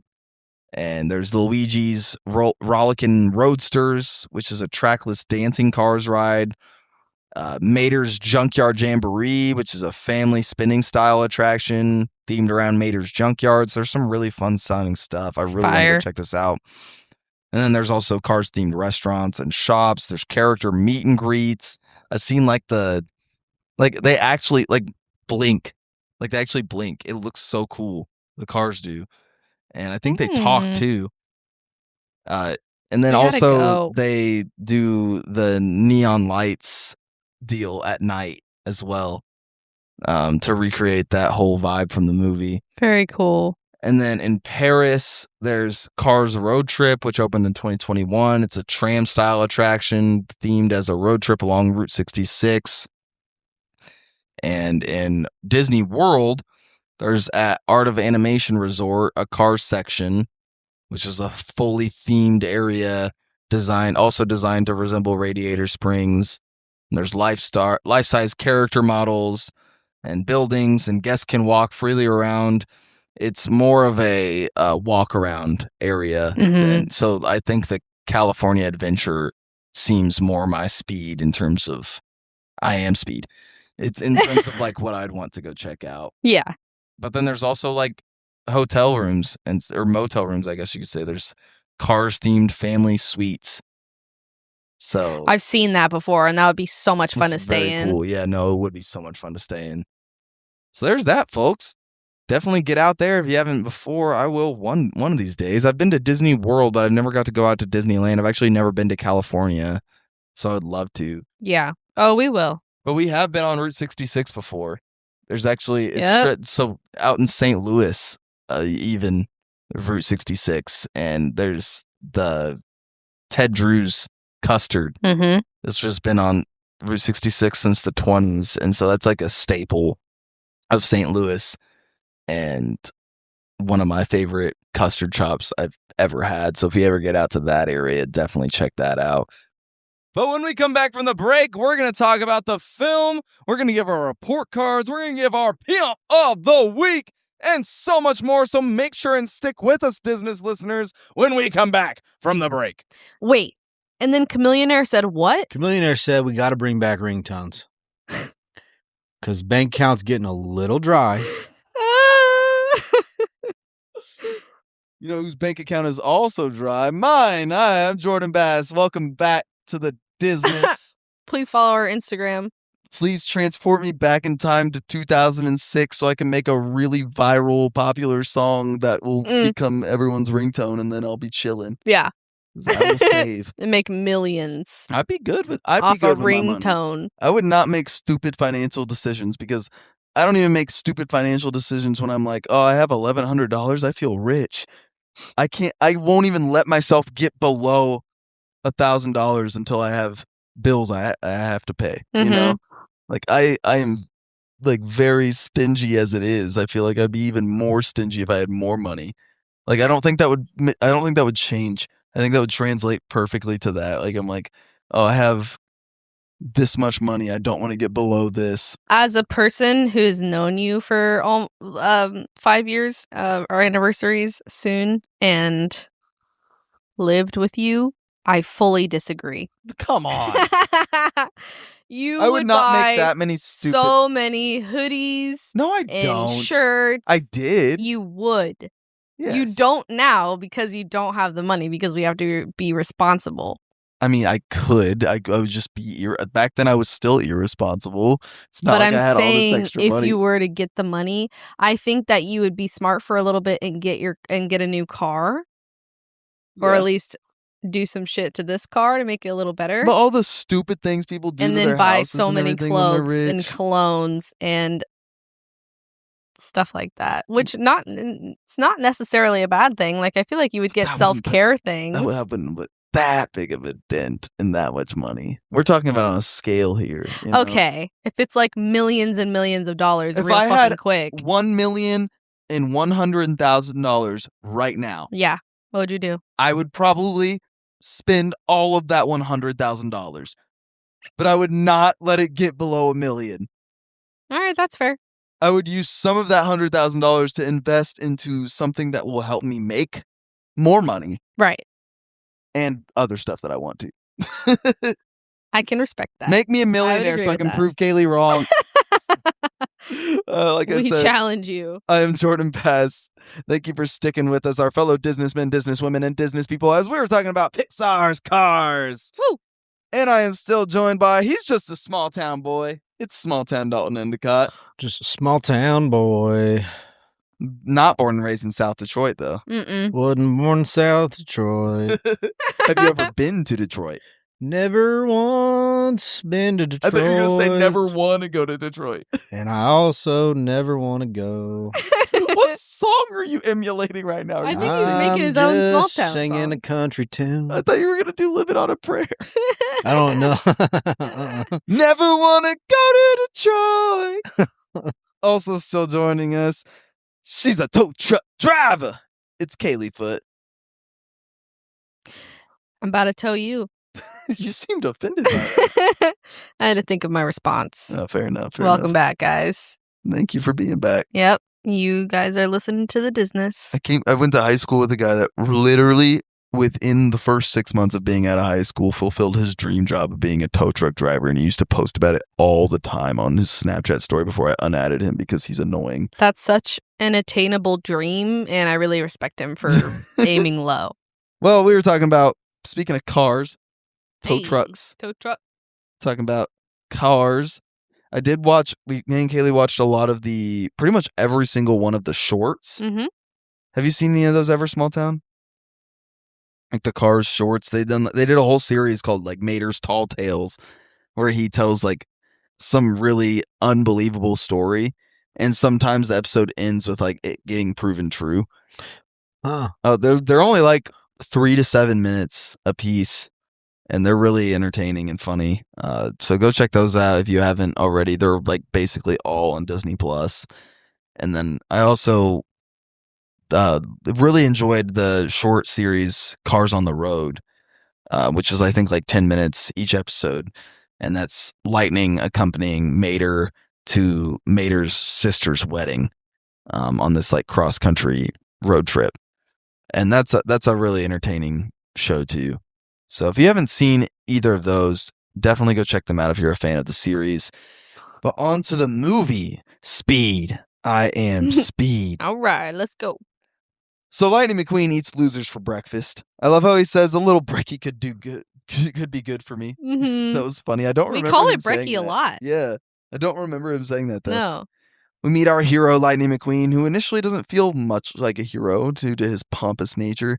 He makes racing look real easy as he consistently passes his opponents. Also, Sheryl Crow's Real Gone is the first track of the film, and it's not only a really great track, but it also sets the tone for the film really well. Perfectly.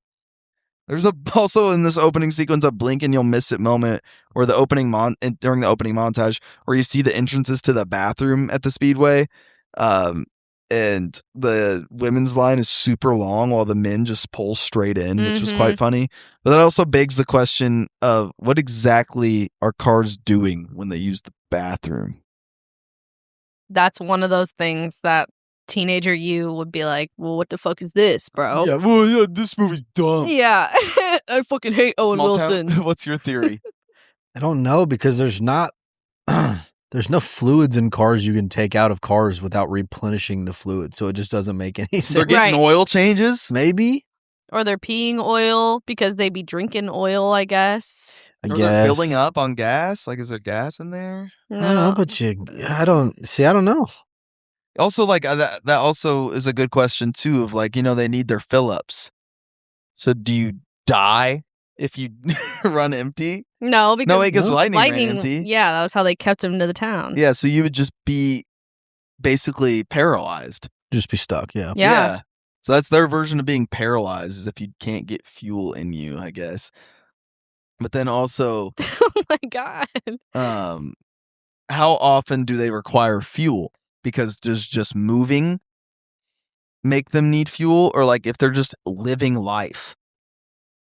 Because if I went out there and just left my car running for several hours, like a bunch of hours, it would eventually run out of gas. Yeah. No, because whenever he ran out of gas, he was still okay and talking and could like spin on his wheels. So I get that, but like how often would you need to fill up? If you want to go forward, it's always running. Your car, the car. But if you want to move the car forward, right? So you think they're only using gas if they're moving, is what you're saying? Yeah, that's my theory. Okay, man, I think that's a fair theory, because otherwise they're still like alive. Mm-hmm. But that's just something I never really thought about until this exact moment. I also love all the plays on actual like NASCAR drivers, like I mentioned earlier, Daryl Cartrip. Yeah. And then we also learned this is Lightning's rookie season, which is a detail I kind of forgot about. I didn't realize this was his rookie season in the initial movie, but it's been 4 years since I've seen it last. Because I'd literally been waiting to watch it again for this show. Yeah, he constantly wants to watch Cars and nothing else. And this is true. And he's just been blue balling himself for this very episode. Yeah, my balls are blue as fuck. He nearly crashes as Chick Hicks sends him for a loop, and then Hicks causes this major pile up and tons of crashes while Lightning continues to evade it, and even uses it to his advantage at one point. Everyone pits, but they also mention that Lightning fired his crew chief and works alone, which adds to his arrogant nature.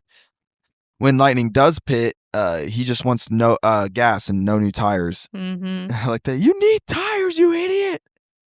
And as it turns out, he absolutely did, because he blows multiple tires on the last lap. Photo finish!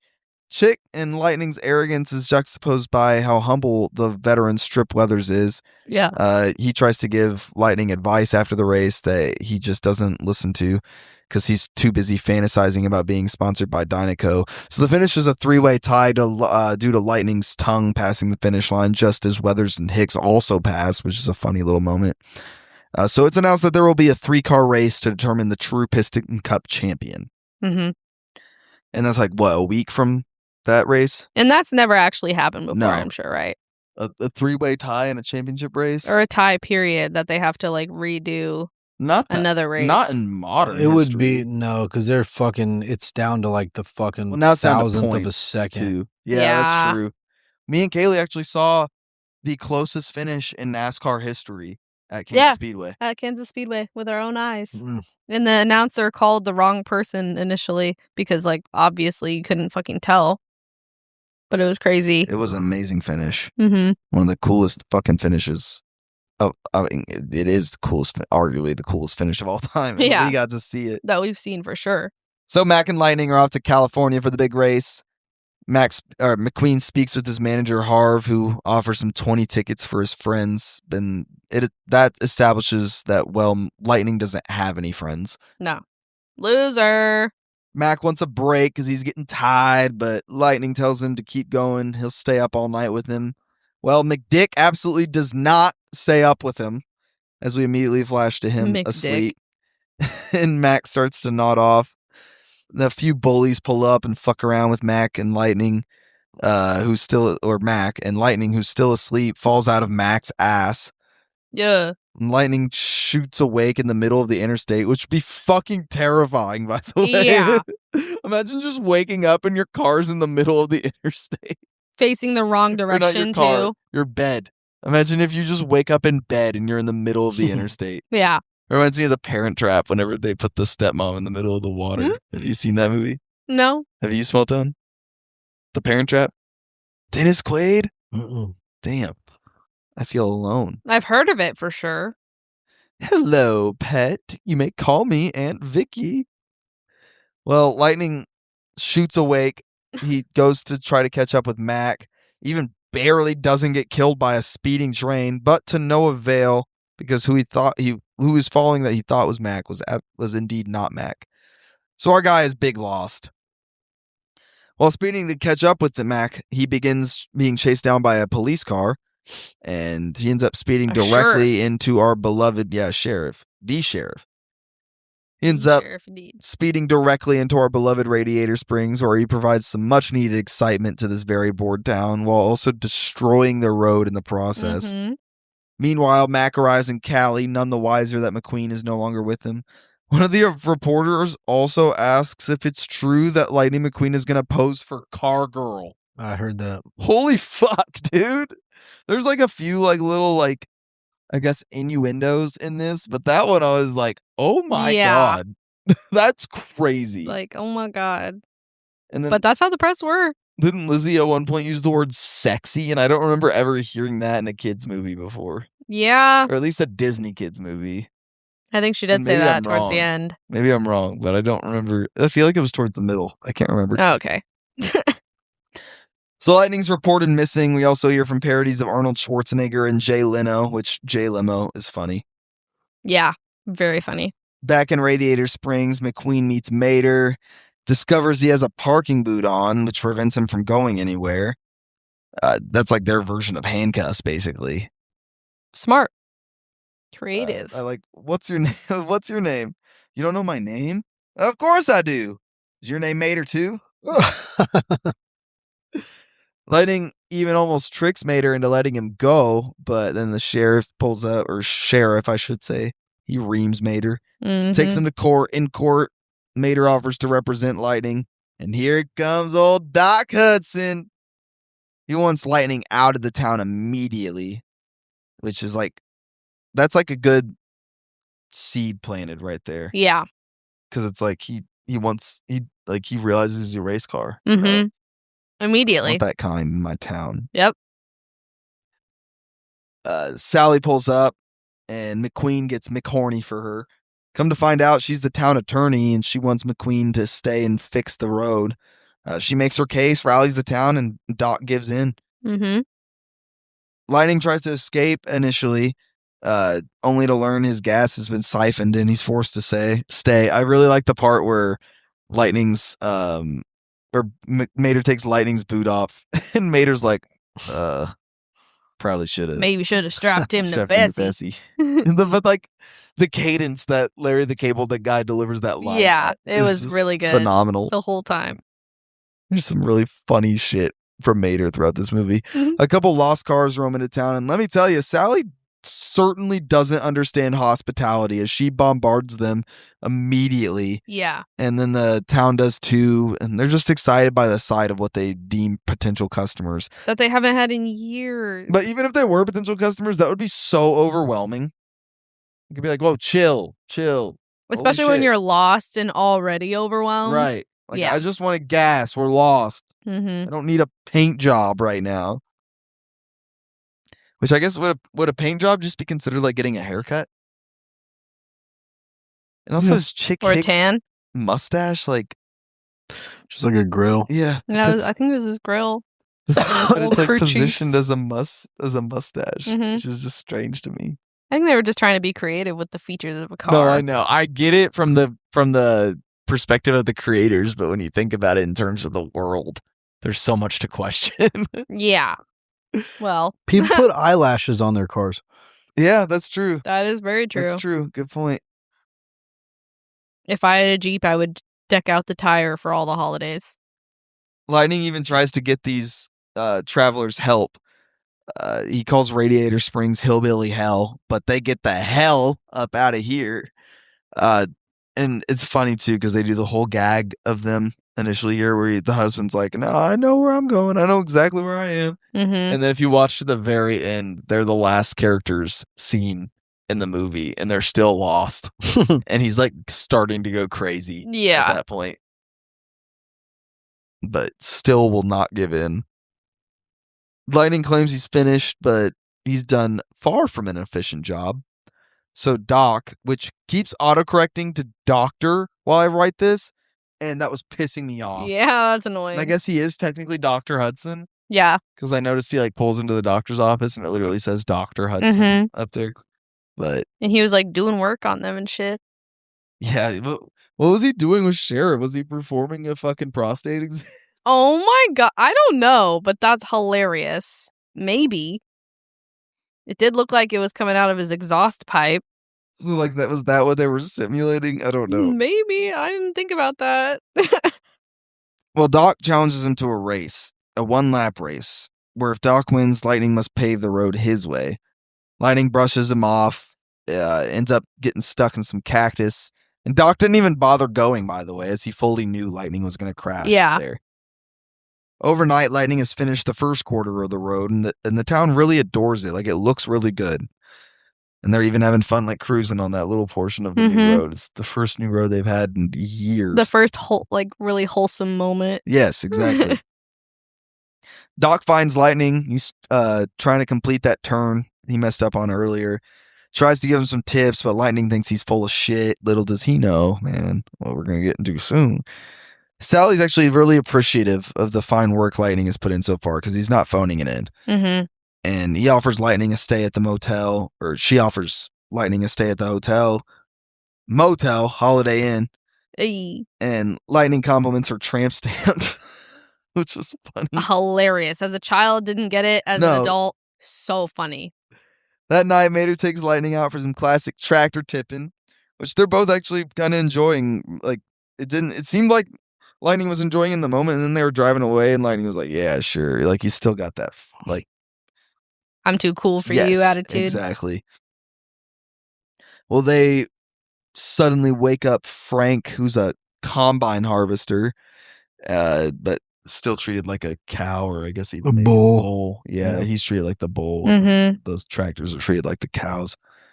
Chases them right up out of there. On the way back, Mater starts taunting Lightning for having her crush on Sally, and also shows off his sweet backwards driving skills because he's the best backwards driver of all time. Lightning explains the significance of the piston cup to Mater. He shits on Rusty Cars in the process when talking about his sponsor. And then Lightning walks his shit right back whenever Mater's like, well, what about me? Mater even calls him his best friend here. Oh, it's so sweet, too. Yeah. No, it's so sweet. My best friend. He even tells Mater he'll give him a helicopter ride. And then Sally calls him out on that. He's like, are you really going to do that for him? Or something. And he was like, oh, you see Mater's reaction? Like, that was funny or whatever, you know? Mm-hmm. But she's like, you're going to do that for him, though, Hold him right? accountable. And he's like, oh, maybe we'll see how it goes with the Piston Cup and everything. Like he didn't actually. Which is a fair response, Yeah, but like you definitely got the impression he was not. But he told him he would. Like he got his hopes up, you know. Yeah. He then thanks Sally for letting him stay there. And I feel like whenever she called him out to like on the Mater thing, like you could tell he started to feel a little bad as well. He trusts you. Right. Mm-hmm. Pulled that card like, oh, damn. So we're already getting a little character growth. Yeah. And then there's this hilarious nightmare sequence where Frank won the Piston Cup. That was funny. I love that. And then after he wakes up from that, Lightning discovers that Doc is none other than the fabulous multi-time Piston Cup champion, the Hudson Hornet. This was the prostate exam part too. Was it? Yeah, right before he discovered he was then the he pulls Hudson Hornet. There. You're right. Doc ain't budging on none of them tips that Lightning wants, though. Lightning goes to share his discovery with the town. They ain't buying it. He tells them how Doc's won 3 Piston Cups, to which Mater reacts with, he did what in his cup? Classic. Probably one of the best lines of the movie. I think it is my favorite line from the movie. Yeah. Funny as shit. And then Larry the Cable Guy's delivery for that is great. Yeah, dude. And then this is like probably my second favorite scene of the whole movie, if not my number one, because it's between two. I fucking love this scene where Sally and Lightning go for a drive because it's so not just visually beautiful, but like it brings tears to my eyes, and it brings me one of those like weird. Do you guys ever get this where you see some footage? Like obviously this wasn't like real life footage, but like I was imagining it like with people. And do you ever see stuff like that and get this weird rush or wave of nostalgia, even though you weren't even born at that time? Yeah. I don't know. And like kind of yearn for the simplicity. And I know there's obviously like so much still awful things about these old time periods. Like you can talk about racism and of course, misogyny. But like, it's just the whole concept of change and missing what once was, and how innovation can sometimes exclude or, you know, cut out a lot of the old ways and people that stay within those ways. Oh, and yeah, and I don't mean to sound like an old head here because I love my phone and my technology and my comfy, cozy life, but just the whole message generally here of like just sometimes taking your time a little bit. And I feel like that's slowing down. There's no I feel like it is totally lost on modern society. Like you can't slow down. Like it's like, oh, you have to keep up, you know? Right. You have to grind every single day. Like grind culture is such a fucking big, huge and like thing. Attention spans as a whole have been fucked up to where people feel the need to constantly keep going and moving and jumping to the next thing and not just remain at one spot for too long. They're like this guy on Threads. It's like, your 9 to 5 isn't destroying you. It's your 5 to 9 that you're not utilizing properly. You have at least 4 hours when you get home from work every single day. That's and then crazy. You have 8 hours on the weekend or whatever. So you're like, that's 36 hours of free time that you could be utilizing properly. And you're choosing to watch Netflix instead. Like that's on you. It's like, if I have to hustle for every waking hour of my life to make it in this world, then what the fuck am I doing? Oh, no, that's I've always been like that. There is definitely like you should grind. Like there is a part of you that should grind harder. Everybody needs to have something in them that pushes harder. If you want a life to be able to actually sit and enjoy.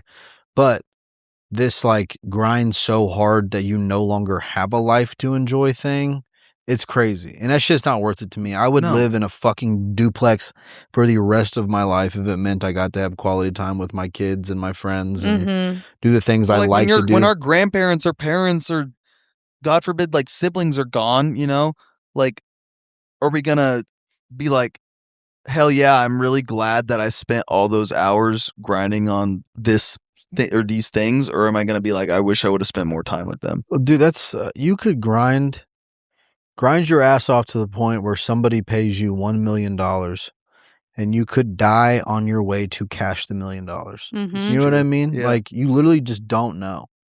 And yes, there is, especially when you have kids, you have a responsibility to set up something for them in case something happens to you. That is a responsibility.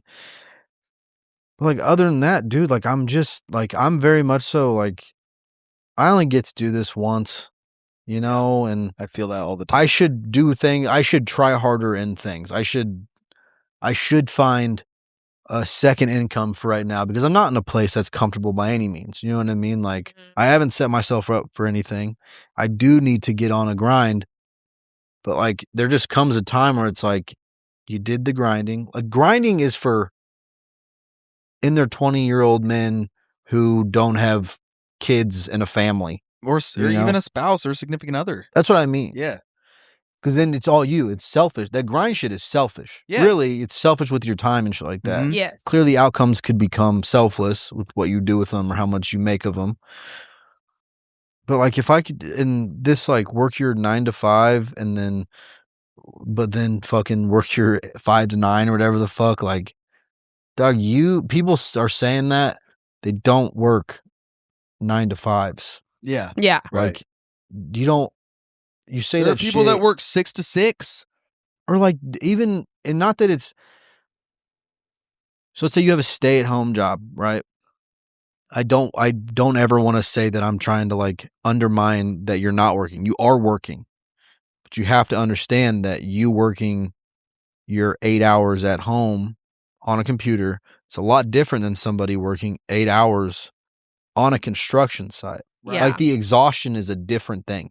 Mentally exhausted in one, and then just straight up physically exhausted and drained. And then like, I feel like with our job, like being like a server, you know, like you don't get near the same level of physical exhaustion that you get from working a construction job or working in a car shop or something like that. But it's still labor. It's like the amount of volume that happens sometimes in a restaurant where you are going. You could work for 8 hours and have a table 8 hours. Yeah. You know what I mean? Have a new table and like never have a time to sit and fucking relax. It's just go, go, go, go, go. So for somebody to be like, yeah, but now you have these 4 hours to get shit done. It's like, I don't want to. I brother, want to relax. Like, I'm exhausted. And also, working my job should be enough. Yep. Right. For me to be able to give my kids a good life and to be able to afford a house and shit like that. If I wanted to do extra, then I do the fucking 5 to 9 shit. Right. But me working my job every day should pay for me to have a reasonable life. But then you talk about like that being selfish with your time, and I have seen the negative effects that can bring onto your life just from the extra creative endeavors that I do, whether it be this or the YouTube channels I've had in the past or social media or any of the other endeavors that I've done on the side. And like, my friends are pretty understanding, but like my family, like being like, I haven't heard from you. I don't see you. Like, I haven't seen you in a week. I haven't seen you in 2 weeks, you know, and like how that affects them and also affects our relationships, you know, and it's not, and you could argue like, oh, they should be more understanding. Sure. I mean, you could say that, but at the same time, like, we are only here once. My time is very precious, and I'd like to give that time, some of that time, to my loved ones, and I can't force myself to do this. And the thing is too, is like, in order to be extremely successful in something, you have to basically give all of your free time to it. You have to. Yeah. And that includes sacrifices that I don't know if I'm willing to make. That's how it's always been, especially with me having my oldest, that, you know, me and her mom are split. So my time with her is like scheduled time. You know, I have her the weekends and shit like that. Like, there are things I could go get a serving job or a bartending job and make extra money on the weekends, but it's like, oh, I'm not missing my select hours or days with my kid. Right. Yeah. To go make $300.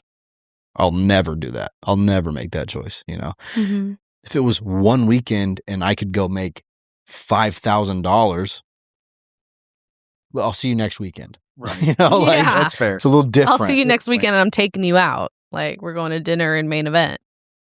But that's why this scene's so beautiful to me, because you can just feel like through the screen.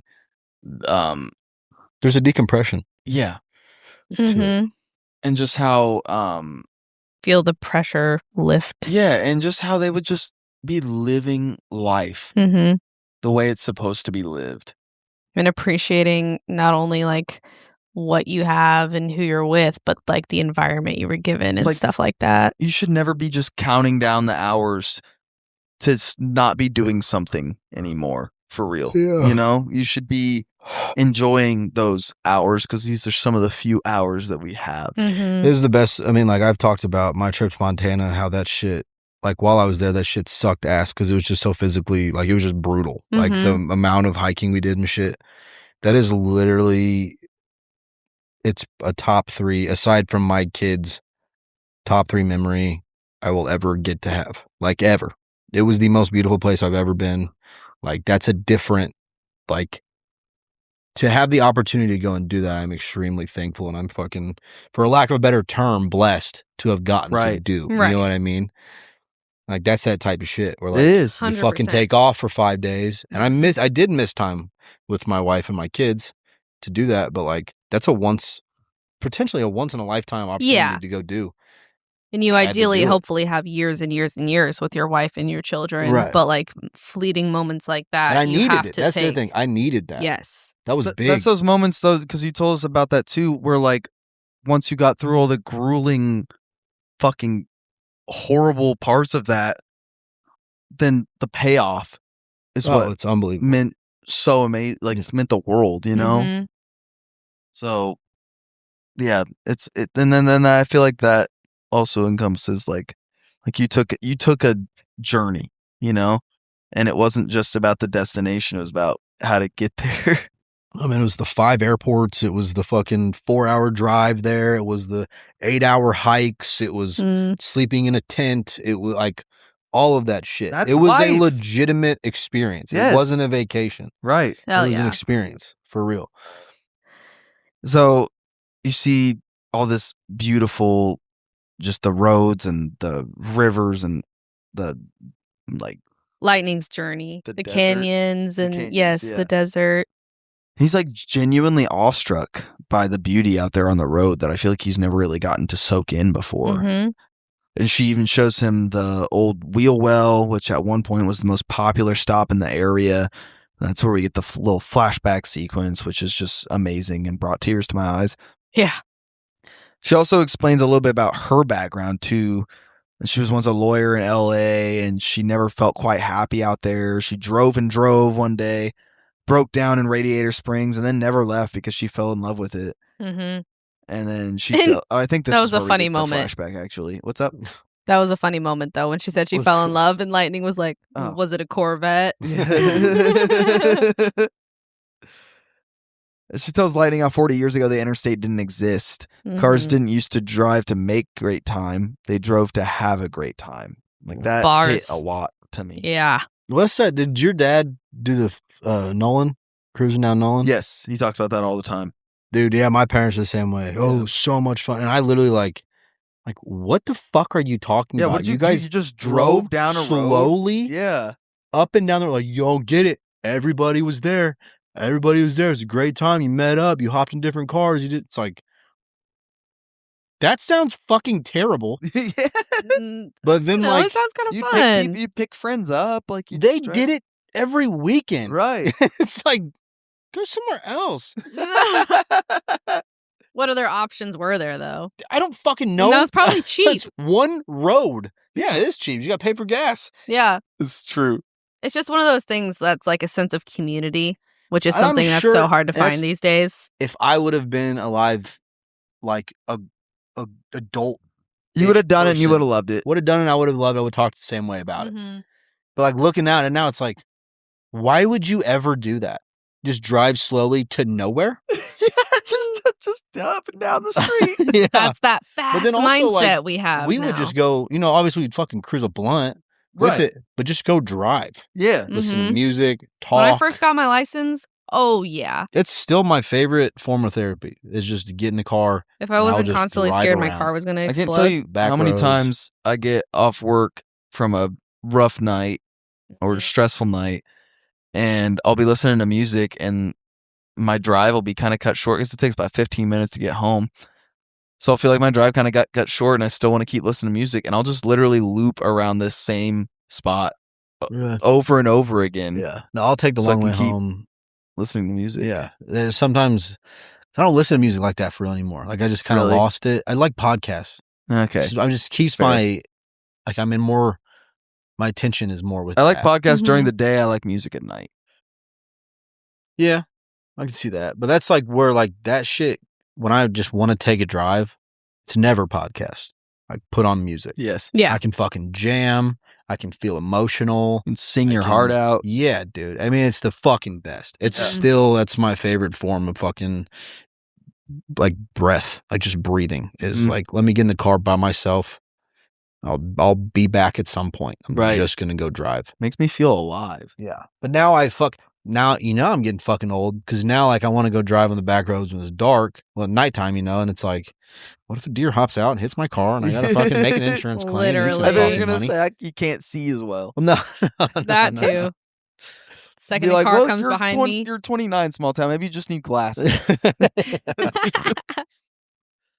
Well, the interstate existing now, it saves cars like 10 minutes of driving. And I didn't realize it was like it's not even that much. But they missed out on sweet simplicity and vast beauty in the process. Yeah. Lightning thanks Sally for the drive as he's starting to realize, in his words, that it's kind of nice to slow down every once in a while. Like, that's something too. That's a big message of this movie that I really love. Lightning discovers Doc all on his own while he's like, is he driving back or... Oh, this is when the tractors... he's sitting at the beginning of the... This is when the tractors all like kind of coming to town. They're like wrangling them, and Doc Mater sent them loose. Lightning goes after one, and he finds Doc all on his own. And I like how Kaylee pointed out, like, oh, you just said fuck that. Yeah. He saw Doc. He was chasing after the little tractor, and then was like, ooh. Well, this is what could possibly be my favorite scene in the movie, if it's not my second, and it's just because of my love for Doc Hudson. But he's wearing his old racing tires. Lightning doesn't make his presence known as he's yearning to see the Hudson Hornet in action. And he gets to see just that as Hudson shows off his mad skills. It's likely the first time he's zoomed like that in ages. And I know it's not a very long scene, but it's just like, fuck yeah. Like, you were waiting for it. So cool. Yes, exactly. Yes. It's something they've been building to this whole time. This movie taught me to turn into a slide. Really? Swear to God. Like, if I'm on a fucking side by side or something, drifting in a yard, like that literally taught me to turn into it versus keeping your wheel the direction you had turned into. Yeah. Wow. So Doc Hudson taught you something. Swear to God. That's so awesome. So do you love Doc Hudson as much as I do? I guess apparently I do. I didn't know that. Kind of seems like a grumpy old dickhead, but it's okay. But like, he's valid once you learn why. You don't think he's valid? Well, I don't think that it's okay to be bitter to people because something didn't work out for you. Fair enough. He did hold on to the grudge for a little too long. But he'd also been sheltered in this small town too and let that fester as well. No. It's not Lightning McQueen's fault. But I don't think it's fair to judge people for their bitterness sometimes. Because we didn't experience what they experienced. I think that it's okay to judge people for their bitterness when their bitterness is being put off on you. Yeah, that's fair. Okay, like, don't be a dick to me because I did so. Like, yeah, he was being kind of mean to it's like the whole time because he was a race car. Right. Like, let's say, all right, so fucking, I play basketball. I don't make the fucking... Whoa, since when? No, I'm not on the... I don't get fucking all-state or all-conference. You should have. But one of my... No, I should not have. And then one of my teammates gets all-conference or all-state, whatever. Mm-hmm. And then I'm so fucking bitter. I'm bitter about the fact that I didn't get it and he did. And now every time I see him, I'm like, okay, all-conference. You know what I mean? Like, that type of shit. Like, that's on me. Like, don't be a fucking piece of shit. Like, yeah. You know, and I think that you're allowed to be bitter towards things, but again, I don't think that you're allowed to put that on somebody else that didn't have anything to do with it. That's true. But he did kind of humble Lightning when they were back in the garage, and he was like, name me one thing that you've ever done that wasn't for yourself. And Lightning was just kind of,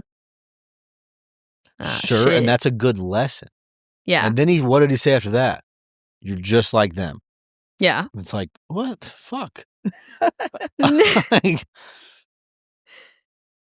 And maybe it was true, you know, but then you're talking about an old man talking to a young man. Mm-hmm. It's a different thing. Like, he was definitely, get him out of my town, I don't want him here.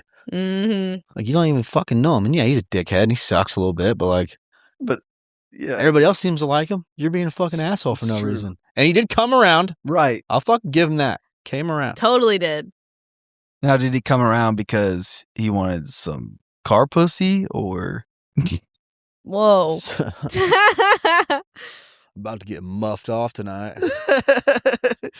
He's like, shit, if I'm just a little bit nicer, I might get laid. Yeah. Shit, I'd let him blow my transmission. Oh my God. That's crazy. Damn, girl, did you just buff them fenders? Oh, good. Well, Lightning asks Doc how a car like him could quit at the top of his game, but Doc explains how he didn't quit. They quit on him, and the racing world moved on after his big wreck in 1954, Mm-hmm. which was fucked up, but I do get Smalltown's point. Because when was this movie on the Cars years timeline? Well, I thought Doc... it was 2008. I mean, the cars were modern. Yeah. No. 2006, whatever. Cars were modern, like... It felt she was a fucking like Porsche Cayenne or Porsche 911. It was that era of, it was emulating that era of racing. So how old was Doc then? Because he won the Piston Cup 51, 52, 53, and that was in his also prime. What I thought about as well was that cars probably age differently in their universe. If you take care of them. Keep oil change, your car lasts a long fucking time. Right. Yeah, and they're not being run to the ground by humans. But then, like, it's also implied, like, a car. But then like also Lizzie, when they wreck, they don't die. Lizzie's old as shit. Like, she's definitely in her True. 80s, She's a Model 90s, T, so- and that yeah, motherfucker is True. like a 1915 car or some Right. shit. Yeah, 1920s. Them Depression era cars. Which did this universe go through the Depression? She did. She's an underrated character, by the way. She's so funny. Yeah, she is is funny. underrated. The little Who shorts. did you say you are voiced good. her? Huh? Did you say who voiced her? Yeah.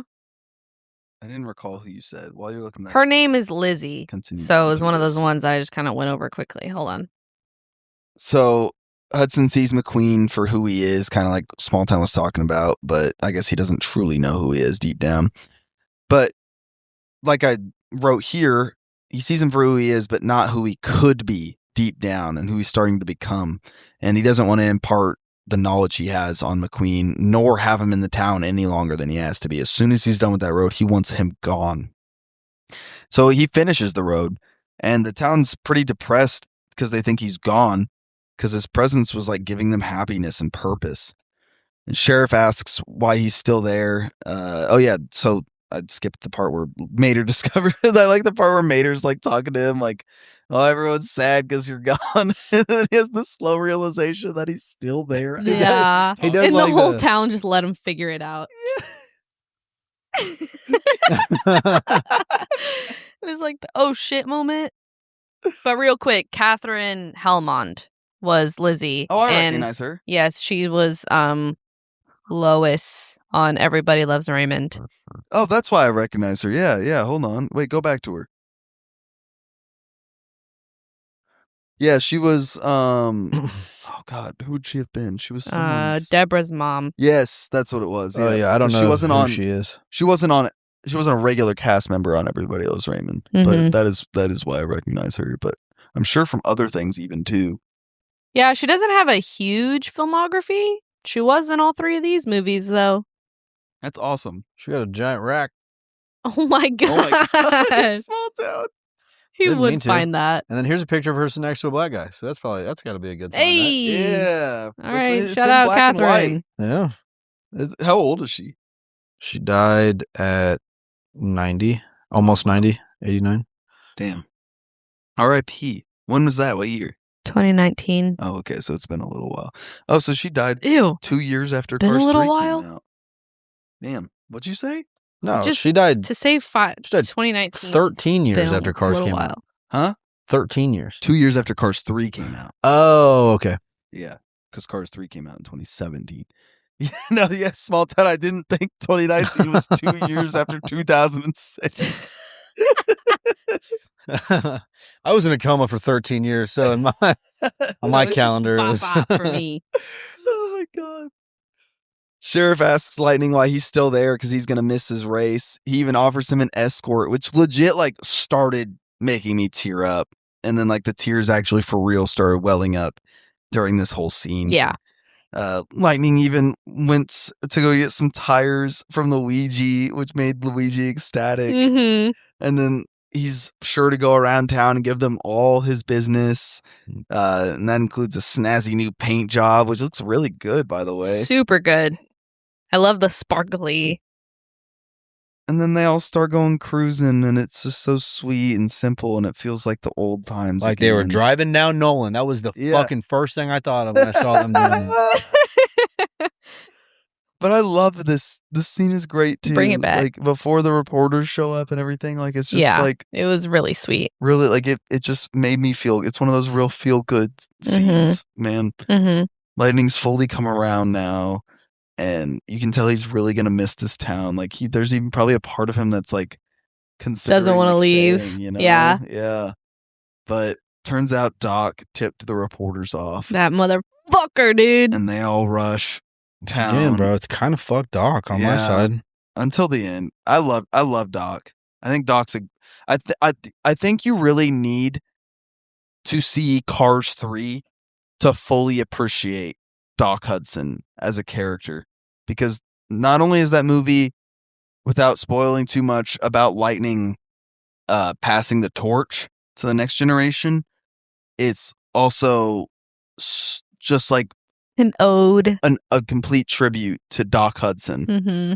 And there's just so much more lore there that's worth finding out about that got me more attached to that character, and where I feel like he has Him and such a Sally strong stay together? legacy. Huh? Him and Sally stay together? I'm not going to spoil it. Damn. I don't want to spoil anything for you. I want you to not know. I will say Cars 2, last I remember, I hated. Hated. Well, I don't know. I'll say hated is strong because it's definitely like I'll probably like it more. they upon this went watch. so crazy. But Kaylee, Slapjack is licking the fuck out of your plate. oh my god. Flapjack. Flapjack, our big cat that we were just talking about, will eat fucking anything. Smalltown, by the way, he'll just come up and just start licking the couch. There's nothing on the couch. He'll just lick it. Yeah. And he eats tape and plastic and cardboard. And Smalltown does that too, apparently. Well, yeah, so all the reporters show up. Mac's here now. Harv's on the phone, that's Jeremy Piven, by the way. Oh, okay, that was one of the ones I missed, I think. Yes, which is cool. Yeah. I suppose it's just notable, I guess. It's Right, more notable. the right word for That's that. better. And Lightning says his goodbye to Sally, but no one else. He doesn't get to say but goodbye to anyone else because all the reporters are just mobbing surrounding him. And so he loads up into Mac. Sally wished him luck, and he's hitting the old dusty trail. He's off to the races, you could say. Yay! That's good. Sally also roasts the fuck out of Doc for snitching or tipping them off. After McQueen is gone, and Sally says that to him, Doc really starts to have some self-reflection as like he's realizing that he fucked up. We're at the racetrack now for the big championship race, and the entire country is watching. 200,000 cars are there to watch it. Yeah. Is that what they said? I think so, I yeah. thought they said 2,000. No, I'm pretty sure they said I was gonna say 200,000. 2,000 seemed low. Okay, 200,000. That my brain heard 2,000, and I was like, 2,000. This is also like I was thinking about like this is the only sport. Right, I thought about that There's too. like I was like, it's not like they got F1, basketball or baseball. True. This was before Rocket League was a thought. So it couldn't fucking... Yeah. So this was probably their Like it's bigger like than Super anything. Bowl Yeah, squared. exactly. Yeah, that's why like towns were literally shutting down, which fun fact, one of the towns that they had mentioned that had shut down is where the studio for Pixar was located. Oh, no way. It started with an E. Everlyn or something? No, it's not that. And Lightning has Mac as his pit crew and Mac alone because his pit crew had quit at the beginning of the movie. He's trying to get in the zone, but there's a quick moment where he sees his friends from Radiator Springs in his head all standing there. Mm-hmm. It was very cute. And I'm sure like he's feeling bad for leaving them too at this point. Emeryville. Yeah, there you go. It's time for the massive race. It's Hot Shot Chick Hicks. It's the legend Strip the King Weathers in his final race. And it's the rookie sensation, Lightning McQueen. Here we go. Start your engines. My favorite ever of those is Kevin James. Oh, yeah. You've even seen that at Smalltown. That's the best one ever. Changed my mind. And then a real heartwarming moment. Lightning discovers that Doc and the Radiator Springs gang, minus Red, Sally, and Lizzie, are here. And yeah, because Lightning keeps fucking up. As his pit crew, and Doc's going to serve as his crew chief. Doc says he didn't have much of a choice since Mater didn't get to say bye. And Mater's like, bye! All right, I'm good. Yeah. What if they just all leave? Oh my God, that'd be so funny. They never see him again. And that's it to the series. I like this line too, where Doc says if Lightning can drive as well as he fixes roads, then he's got this. Mm-hmm. Like, oh, my heart, bro. Chick's pulling out every trick in the book, every dirty trick he can think of to beat Lightning, and it's kind of working for him until Guido gets to show off his mad pit crew skills. Like the announcers even say, like, that's the fastest pit stop they've ever seen. Lightning's right back in it. He catches up. We're on to the final lap, and the nerves are nerving, brother. Let me tell you.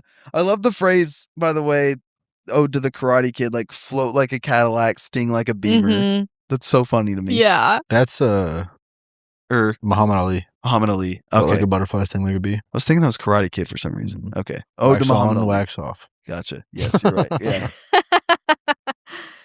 Still, though, really creative. Yes, I do really love the phrase, dude. The float like a Cadillac, sting like a Beamer. That's really funny.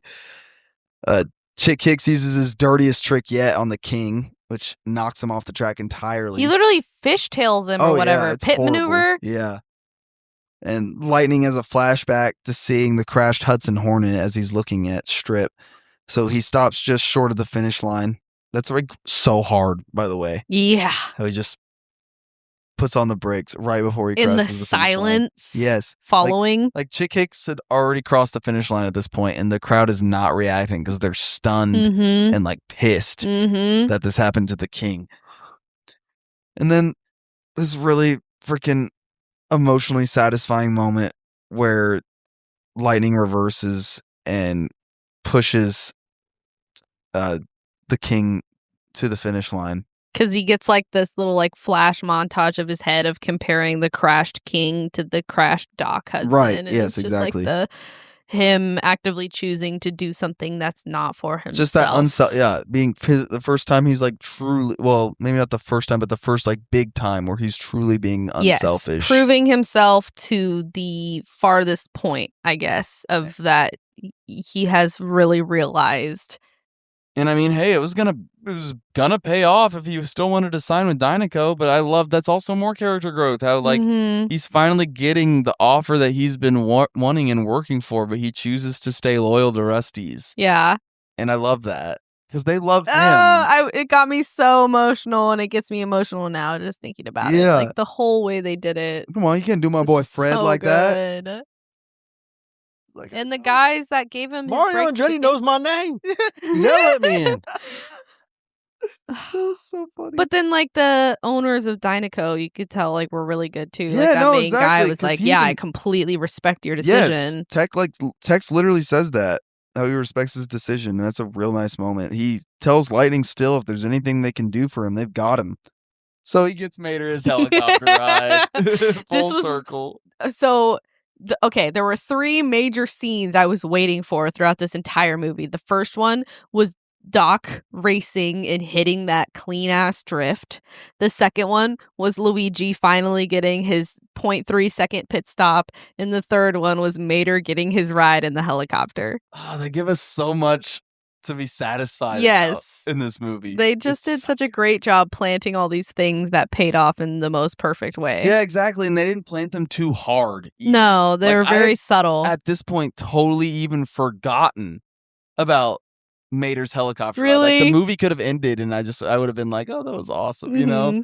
But that just added the extra cherry on top. 100%. Like, those are just all moments that like add that extra. Well, you had to show Doc doing that, but like still like all these little other small things that just accentuate the package that this film is 100% in such great ways. And Lightning even sends some Ferraris to Luigi and Guidi's shop, which is a great moment as well. And Lightning also tells Sally that so he's setting up his racing headquarters there. Yeah, is what he said. Yeah, him and Doc on Route obviously. 66, and the town is back on the map. And the credits are really worth watching in this, by the way, if you haven't. It's a tremendous epilogue. You get so much extra stuff here to really make this wrap it up all in a pretty bow. Because it does just kind of end, you know? Yeah. And if you got nothing more, it still would be satisfying. But like everything in this epilogue credits sequence is great stuff. And that includes the drive-in, Bugs Life, and Toy Story, and Monsters Inc. And then you get to see like the traveling cars, yes, and then the speeding super zoomer cars that were bullying Mac. They get arrested, their come up. Yep. So yeah, there's a lot of. If you haven't seen it, if you skipped it upon this rewatch, go back and fast forward to that part. Smalltown, Disney Plus, Smalltown. We're gonna make him watch that before he leaves here tonight. Yeah, I meant to actually have him watch that on the break. My bad. Ooh. Let's get into our report cards. We got 3 out of 4 this week because we don't do music, but I do want to touch on the fact that I do love this soundtrack. There's a lot of really great. John Mayer's Route 66 cover's good, but then Rascal Flatts' Life as a Highway is fantastic. And I love Sheryl Crow's Real Gone. There's also a track that appears in the short on Disney Plus that I believe centers around Red trying to wash. What is he? He's trying to wash something. But I know what you're talking about. Brad Paisley, and it's Behind the Clouds, and it's a really nice little number. That's also on the soundtrack on iTunes. I'm sure on Spotify as well. If you haven't heard that, that's really worth checking out as well. And a lot of just really like all the music they use, like the score wise, like during the Piston Cup and everything. Like it all just adds to this film so much. Well, let's kick off with animation. Kaylee. All right. And animation was the first one for me. Perfect. So I gave it an A. For me, this movie looked incredible. The scenery was just to die for. The cars and the effort they went through to make them feel depicted accurately shows and adds so much. It's a beautiful watch that says a lot for a movie that was based in the desert. You know, like the majority of the scenes were just, you know, desert, small town, little thing. But as we know here on this show, small towns. Say something about small town's little thing? What the fuck? Small town's big thing. That's right. I got so much long. Small towns can pack a lot, okay? Yeah, small town's always packing. The neon lights were gorgeous. The stadiums, when they were depicting the races, were really cool. I like the way they did that. It looked pretty awesome. The whole thing was just really pleasant to watch. I enjoyed it the whole time, even for CG. Small town. I'm going to give it an A too. Obviously like the scenery and shit was really good. It was cool. Like she said, like being in the desert, like it was still like pretty to look at, you know. The way they made like what's his name, Ramon? Yeah. Yes. Like the way he shined, the way lightning shined, like the reflection of the light and shit off him was really cool. And then my favorite part of the animation was the attention to detail, and like when they would show the crowd, they would have like Like every car was different, and they had like things about them. That's so facts. I thought that was a cool little thing that they did with that, to just put that much effort in, not be like you ever played Madden? Like Madden 09? Right. And like it looks in the stands, they're all just like the same person with different colored shirts on. Yeah, I know, but that's what I like. They could have done that where they just made the same car essentially over and over again. Yeah, no one would have really probably noticed unless you're really paying attention. Yeah. Or made it like blurry. So much. It did. Yeah, I give it an A+, and I really like what Smalltown said there at the end about how much attention to detail, but also like I love like the slow down scene with Doc and like all the dirt and everything. And when they were driving through the canyon, when Sally and McQueen were driving through that canyon, how beautiful it was. Yeah, there's so much texture, and obviously the animation, what was the ray tracing that they used obviously paid off a lot. Like reflection, like it just pops off the screen. It feels so alive. Like I feel like I can put myself into this universe. And it just felt so vast. Like, what kind of car would you be? Shoot, I don't know. I mean, I'd like to say a BMW. Yeah, I don't know. I could see you in a Beamer, or you as a Beamer. That's what I would. That's what I would have chosen as my car to design as on that fucking video game, the Cars game, the Cars Online, game or whatever. I don't know if they had that available or not, but maybe something that looked like one. Right. But yeah, no, dude. Like even like the very few like parts where we like see actual water and everything, and they really did like.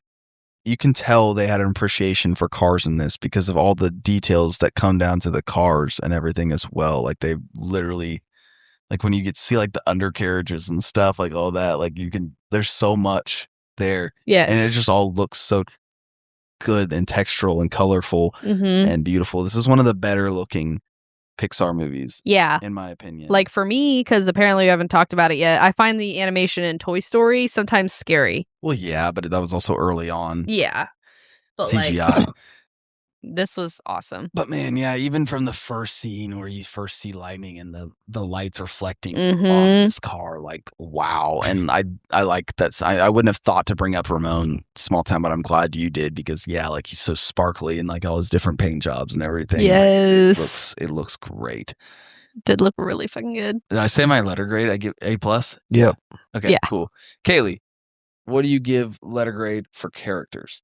All right, I'm in order so far. Nice. For the characters, I gave them an A as well. I said, while there were a lot, I felt like they all added so much depth and character to the movie.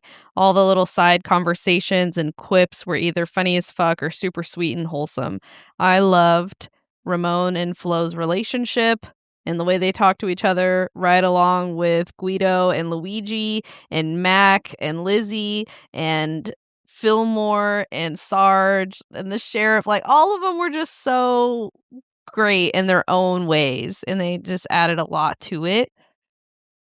Sally was really endearing and cool, and Lightning was a douche in the oh my god. Smalltown's cough just scared the fuck out of Socks. Yeah. Lightning was a douche in the beginning. I honestly forgot how like pretty bad he was, but that made the payoff of him learning his lesson and turning a page even better. It was just like that whole time you're just waiting for him to be like humbled enough to realize, okay, I'm the problem, I'm the drama. And the mayor, Mater, it autocorrected. Mater was one of the I was like, Arnold Schwarzenegger? No. He was one of the best characters by far. I love him. I loved him as a kid, and even more so almost as an adult because I understand all the jokes fully. They all felt like they had a role in the story and in the town, and they added so much without weighing it down and making it feel overwhelming or jumbled. I agree. Smalltown. I give him an A. Every character they all served a good purpose. They were all like lovable. I mean, even like Chick Hicks. Yeah. Like he was a piece of shit and like that never wavered. He was just a piece of shit the whole time. You know, but he was entertaining. Yes. Yeah, I mean, I literally like everybody in Radiator Springs I liked every character. You know, like Sarge and that dude, fucking Cheech. or Cheech was Fillmore. Fillmore, that one, yeah. George Carlin. They were super minor. Yeah, like even their very small little interactions they had every single morning of the same conversation, right? Was like it was funny, you know. And then even like I was saying, like Doc, like I don't like that in a person. I don't like the way he acted, you know. But how like the bitterness aside, the older man speaking to a young man thing is a really cool, I don't know, you call it a trope or whatever the fuck theme I think you can call in it a movie. trope, right? I think that was really good. I mean, he was very much so important to the story and the development of extremely Lightning McQueen's character throughout the whole thing. Right. Well, because if you just had everyone being nice to him, like I don't think that would have, like I think subtly within him, like within Lightning, like also like what Doc was giving him was like resonating a little more. Yeah, it was eye-opening. Yeah. Exactly. Yeah, eye-opening I think is a really good way of putting it. I think I have to give them an A+ because when you look at how big this cast is with the Radiator Springs crew and everything, like this is something that could have gotten bloated so easily, but the reason it works is because they choose to focus on a key few, being Sally, Mater, Lightning, and Doc. And then everyone, and then Sheriff to a little bit more of an extent, but not nearly as much of the importance as those four. More in a comedic sense. Sure, I suppose you could say that. But everyone else in the process just, like, I think I've used this word already, so I apologize, but just accentuated it and added to the homey, small town vibe of Radiator Springs, and they're all like comfort characters in their own way. Yeah. Too. And like I could see myself like loving living in a town with all these this wacky group of characters. And it says something too that like their names have become so memorable over the years. Like it's not like they're like they did a really good job of giving them all their own distinct personalities, but also without like just making them like one note little caricatures or like stereotypes. Yeah, exactly. Yeah. Like they all felt like alive in their own sense, you know. And I love like Lizzie's reminiscing on Stanley, and everything, and not just being like some crazy old lady. Right, exactly. And I feel like something like Fillmore's hippie shtick, conspiracy theorist, could like not play as well if like lesser writers were writing it, you know. Like it may just feel like you know, but like he's so lovable too. Like everyone's just so likable and lovable, and then Chick Hicks is a really strong antagonist, and he doesn't need to be any more than what he already is. Like that's perfect. He's his antagonist in the racing world, and he's the antagonist in the racing world, but then Lightning is his like basically his own worst enemy outside of that, you know? Yeah.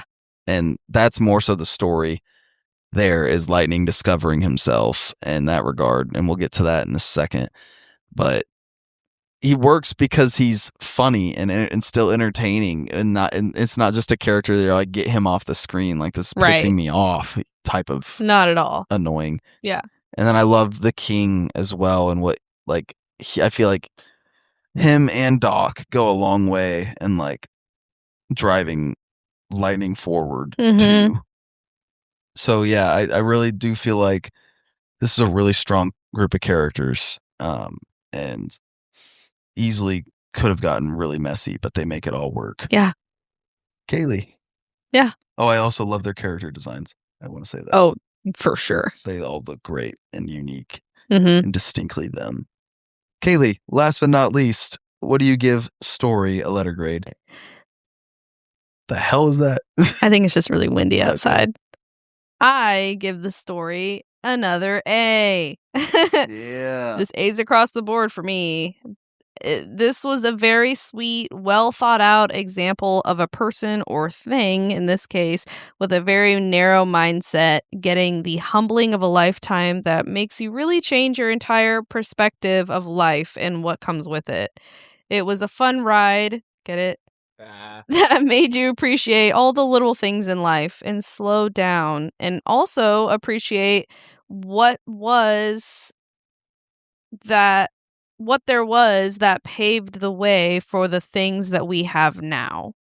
You know, like it all started from somewhere, and to appreciate that. So true. And I also just love racing in small towns. Shout out. That's why he's a co-host. Speaking of story, Smalltown. Give it an A. I just thought the whole thing was done really well. The setting it up, as a tie, like it was almost a very easy setup for the rest of the movie, if that makes sense. Like almost like low hanging. Like let's just have them tie and we'll bring it back at the end. Right. Like that's legitimately like the only thing that I could complain about with it at all. The story of Lightning McQueen, essentially what it is a young man growing into himself, Yes. which is that's always, as a younger-ish guy, man, almost old now. Younger guy, man. It's something that like you can like resonate. Like it's almost every young person in general, but especially young men really have to learn that shit. Mm-hmm. And a lot of the times it comes from the hard way. A lot of fucking younger dudes are hard-headed and they have to fuck up really bad to go, oh, I don't want to do that no more. Right. Yeah. Yeah. Like a lot of times you have to hit literal rock bottom. Yeah. Maybe not literal. I hate when the term literal, but you have to hit rock bottom. Yeah. Yes. To realize you need to change. Yes. And then, I mean, the friendship between him and Mater, the relationship that builds between him and Sally, I'm trying to think, like a mentorship that comes from him and Doc, like they just did a good job. Yeah. And the helping, like the setting up the King wreck with the Hudson Hornet newspaper clipping was a nice tie-in too. Mm-hmm. I think that was the best bow that they could have done possible. I don't think that there's another way they could have made a point. No, that made Better. this so much better versus just Lightning winning. Yeah, for sure. And it also was very satisfying to see like Chick Hicks win, but then not get all the celebration and glory that was that cool he too. thought he was going to get. Very satisfying. It's like he did win, but he cheated too. Yeah. Know? I did. Everybody saw it. It kind of made me giggle a little bit when he's up on the stage. And he's like, yeah, like whatever. And then they just like push the trophy at him from the side of the screen. The way they shoot just him. shoot the confetti at him is hard as fuck. Yeah, that was very funny. But it's also because like the King's time is up. This is his last race, but Lightning's time is just beginning. Yes. Like just because he didn't win this, like he still made it here, like that's still an amazing start to your career in racing. And he made way more of a name for himself and proved himself in a way that he would have done. Like that was way more than what he could have done by just winning the race. I got to give the story an A+. There's so much smaller things or just like nuances to this story, but this story really reminds you that there's more to life than getting to your destination. It's also about the little things and taking your time and enjoying the journey to get to your destination. And it tells that message really well. And it is about the journey of Lightning for sure, but there's also just like the big message of just like letting life slow down for a second and letting things mean more as time is going on, instead of just going through the motions or trying to get like Sally had said, like, people used to drive for a great time and now they drive to make great time. Yeah. And that just transcends like this film. Like it also is like we see it and feel it every single day in this real world. And it's really grounding to watch a film where that is such a strong message. And it reminds me that I need to take my time more. I need to enjoy this life and enjoy the things that make me happy. Yeah. And that I think this like sense of community is a big part here as well to the story, and like Lightning really like finding these people that he actually really cares about and forming these different bonds with them, and how they pay off throughout this story as well. Because like it never really, like I think I joked about it earlier, but it never really felt like Lightning was ever making these changes because he feels this way about Sally, you know? Right. Like it did feel like Sally was legitimately like teaching him these things. Like he wasn't just listening to her because he thought she was hot, you know? No, but she was opening his eyes. Yes. In a way that hadn't been done yet. And I like how they don't like end things off with like them like they never like make them a full blown thing. Like they definitely hint at it and like put like she's getting real like horny for him like, in the cruising scene, you know? She's getting really horny for him.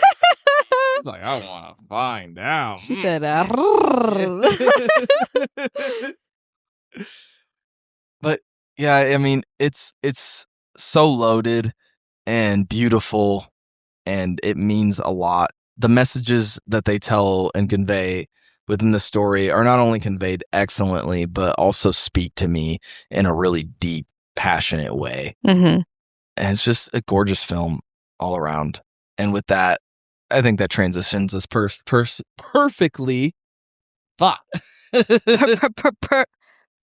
Sometimes I think I have like a stutter or speech impediment. No, your brain moves faster than your mouth does. Yes, exactly. It's because my brain moves faster than my mouth does. You're absolutely right.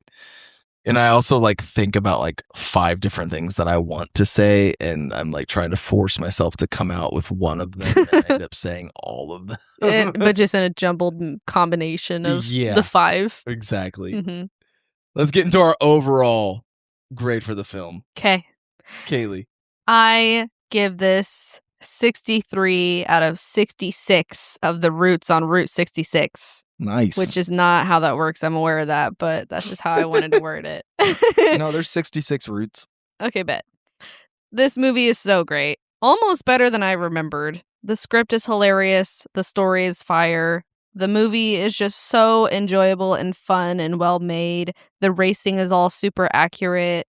It does feel a little long, but that's more so, I feel like, the feeling of wanting Lightning to figure out his shit and be good.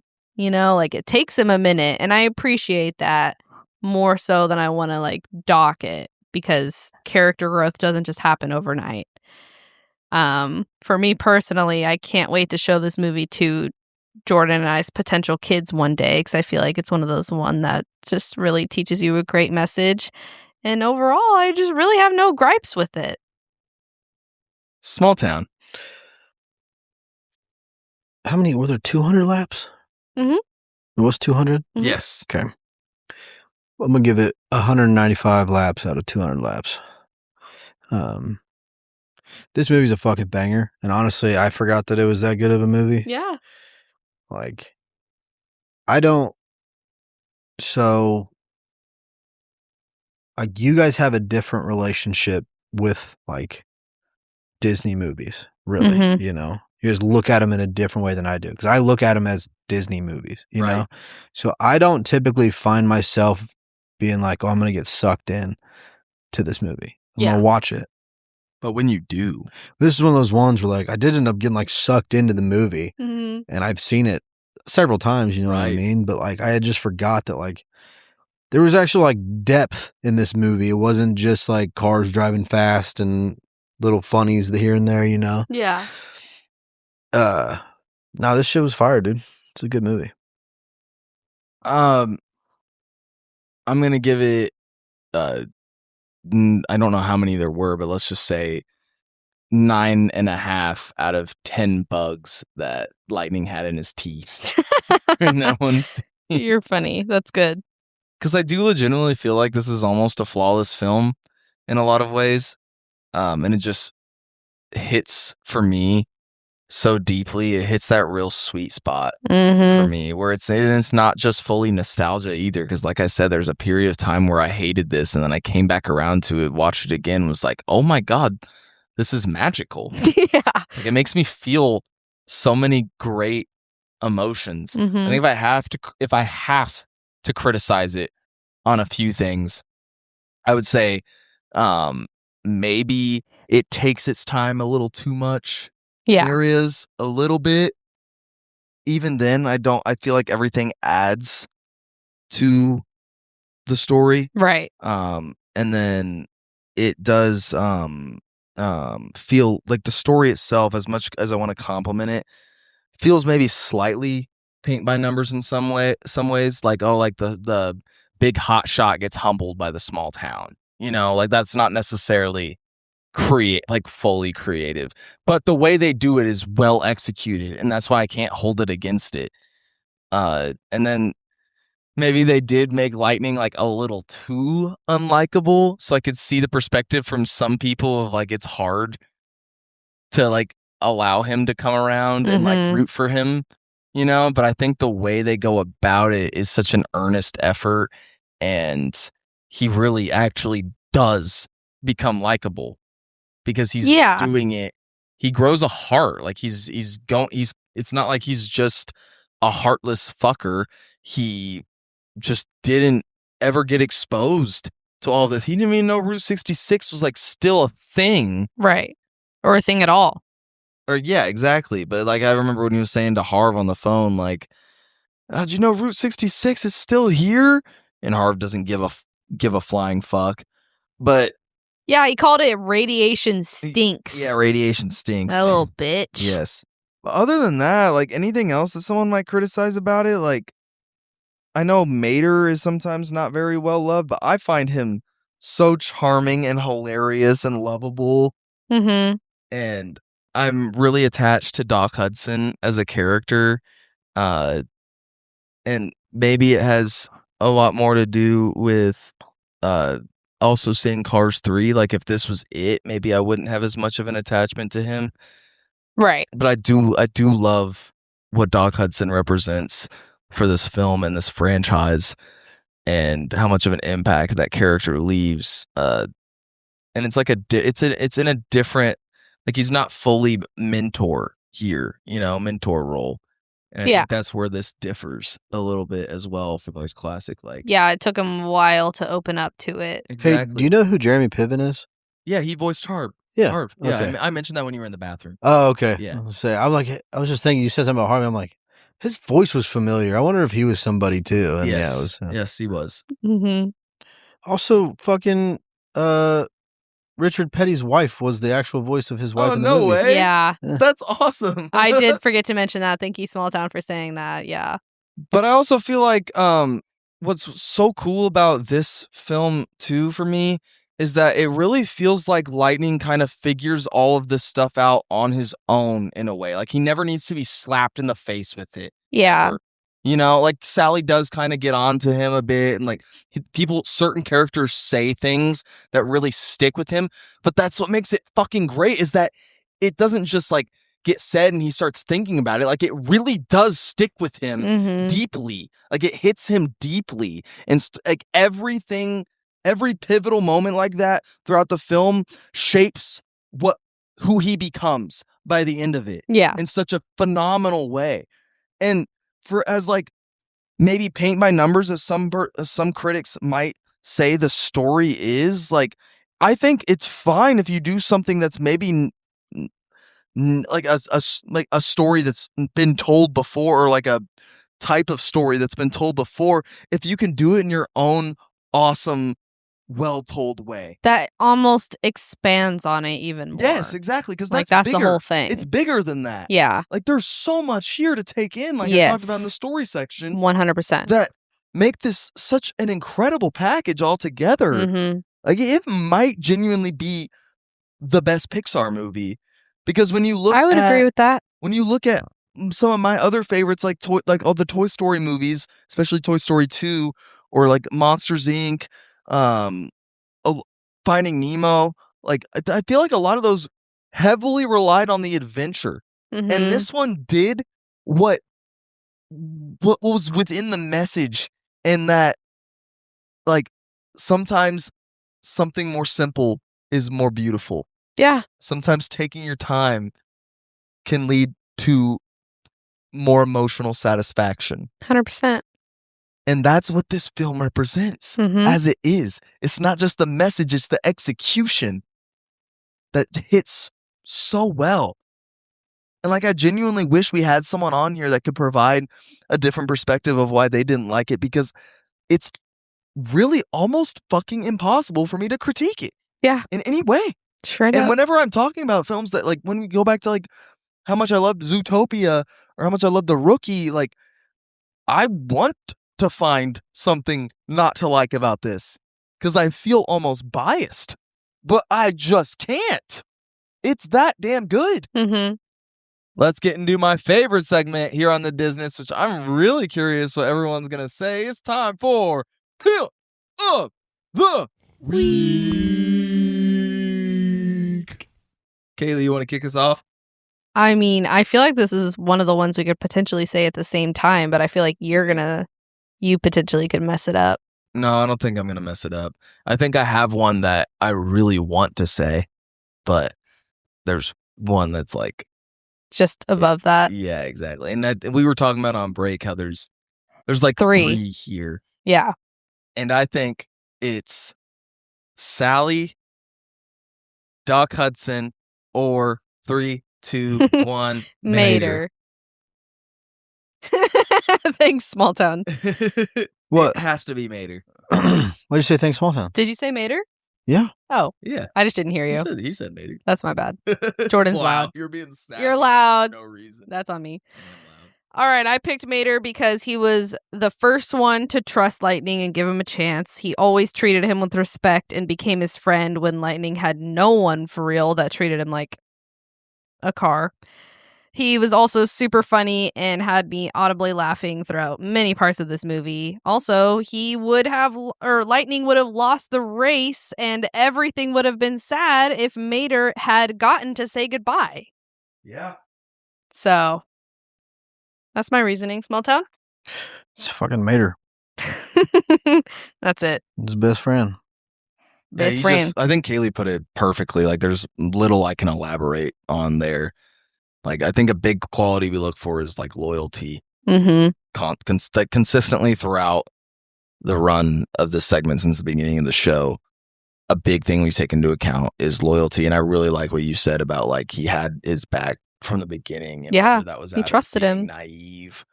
You know? In the beginning for sure, but also like the Hudson Hornet was a fabulous Hudson Hornet was an actual race car. Oh, really? Yeah. I did not realize that. Yeah. And did you say who the voice of Luigi was? No. You know the show Monk? Yeah. That guy. Oh, no shit. Yeah. What? Yeah. Who was Guido? It doesn't say. He didn't have a Guido Corioni. I guess he just kind of. He doesn't even have a fucking hyperlink to his name. He spoke Italian. Yeah. Oh, he did. Oh, he did speak Italian. Okay, you're right. It was Red who didn't speak at all. Yeah, but he still had a voice actor. Because he was the one that kind of just made noises. Yeah, you're right. The Peterbilt truck that Lightning McQueen thought was Mac is the same voice for Big Red, and he actually died in 2005. Oh, damn. In a car accident. Oh, that was the one that died. Okay, yeah. There was a tribute. They did the tribute at the end. Yes. Yeah. Which was his name? His name was Joe Ranft. Ranft. I think we should, even though Smalltown did not say, we should say it on the air regardless. Rest in peace. He was. So this was a posthumous release. He was also, right? He said that it says that Cars and Corpse Bride, which he was respectively a director and producer of both of those. Wow. Were dedicated to him. Wow. Damn, yeah, because wait, did Corpse Bride come out in 2005? Or did it come out in 2006? For some reason I was thinking he died in 2005. Right. So, but that might have come out after he died. Corpse Bride came out in 2005. So I thought for some reason I had a feeling about that. I know my 2000. He died a month before it released. Wow. Yeah. Damn. That's what I mean, dude. That hustle shit. That hustle shit. You go to cash a check and die on the way there. Like, yeah, that shit's real. And I mean, I think there is a case for both Sally and Doc as well, but I think neither of them are quite as strong No. as Mater. And Sally was a love interest, really. I know she did help with some she did. She said some things that really got through to him. Like Mater's the one that broke through to him, and right. And Doc was a dick for too long, like and really bitter. Yeah, for so long. Yeah, in this film as well. Black coffee. And it almost like that's really good. It almost takes like it's part of the story for sure, but it almost feels like it takes too long for him to come around. Yeah. You know? Like he's not even appreciative of the job he did. Like he initially. saw He just wants him gone. During the part where McQueen was, buying the tires from Luigi and getting the paint job and getting gas or oil from Fillmore and gas from Flo. But at this point, he had already tipped off the reporters too. Yeah, but in the beginning, when he first saw that, he was like he didn't trust him. And that was a moment where he could have been like, But then again, he wouldn't have tipped off the reporters and it wouldn't have gotten to where it did. But still, yeah. He was definitely Black Coffee. Black Coffee. It's a great movie, though. It was a really good movie. Shout out Cars. Well, let's see if next week's movie is going to be great, because it's finally on Disney Plus, y'all, and we're talking about it. We're talking about Tyra Banks. We're talking about Life Size. Okay, that's not what I thought, but period. Another movie I grew up watching a lot. I remember getting that from Blockbuster, so I'm excited. I haven't seen this movie. You haven't seen Life Size? Nope. What? Have you seen Life Size? No. Where Tyra Banks, the Barbie, becomes a real person? No. This is going to piss me off. Well, Smalltown, I did a stretch of bangers to appease you, and now we get to go back to bullshit. Unfortunately, there's potentially more bullshit than bangers. I need to get the grab bag back together because we lost that in the fire, and that took me hours. Oh, dude. Fuck that. Yeah, Smalltown's glad we don't have the grab bag. No, I mean like fuck making that shit again. That was a lot, dude. Yeah. Yeah, it sucked. And just thinking about doing it all over again is gonna really suck. And maybe I don't have to make a physical one, but at the same time I want to. Because that was cool. Yeah, it was fun. I can't. Drawing that from took the me bag. literally like hours. There's like hundreds of movies in that. Maybe not 100, but like at least like pushing 200. Yeah. If not more movies in that grab bag, and we lost it. Man. Well, we're talking about Life Size next week. It was previously unavailable on any streaming platform, so I'm really glad that it's now on Disney Plus. And It was meant to be. I hope y'all join us then. Until next time, though, I've been Jordan Bass. I'm Kaylee. Still Smalltown. Still Smalltown and always will be. And this is always going to be the Disness. Thank you for listening, my fellow Disnessmen, Disnesswomen, and Disness people. Good night. Thank you for your business.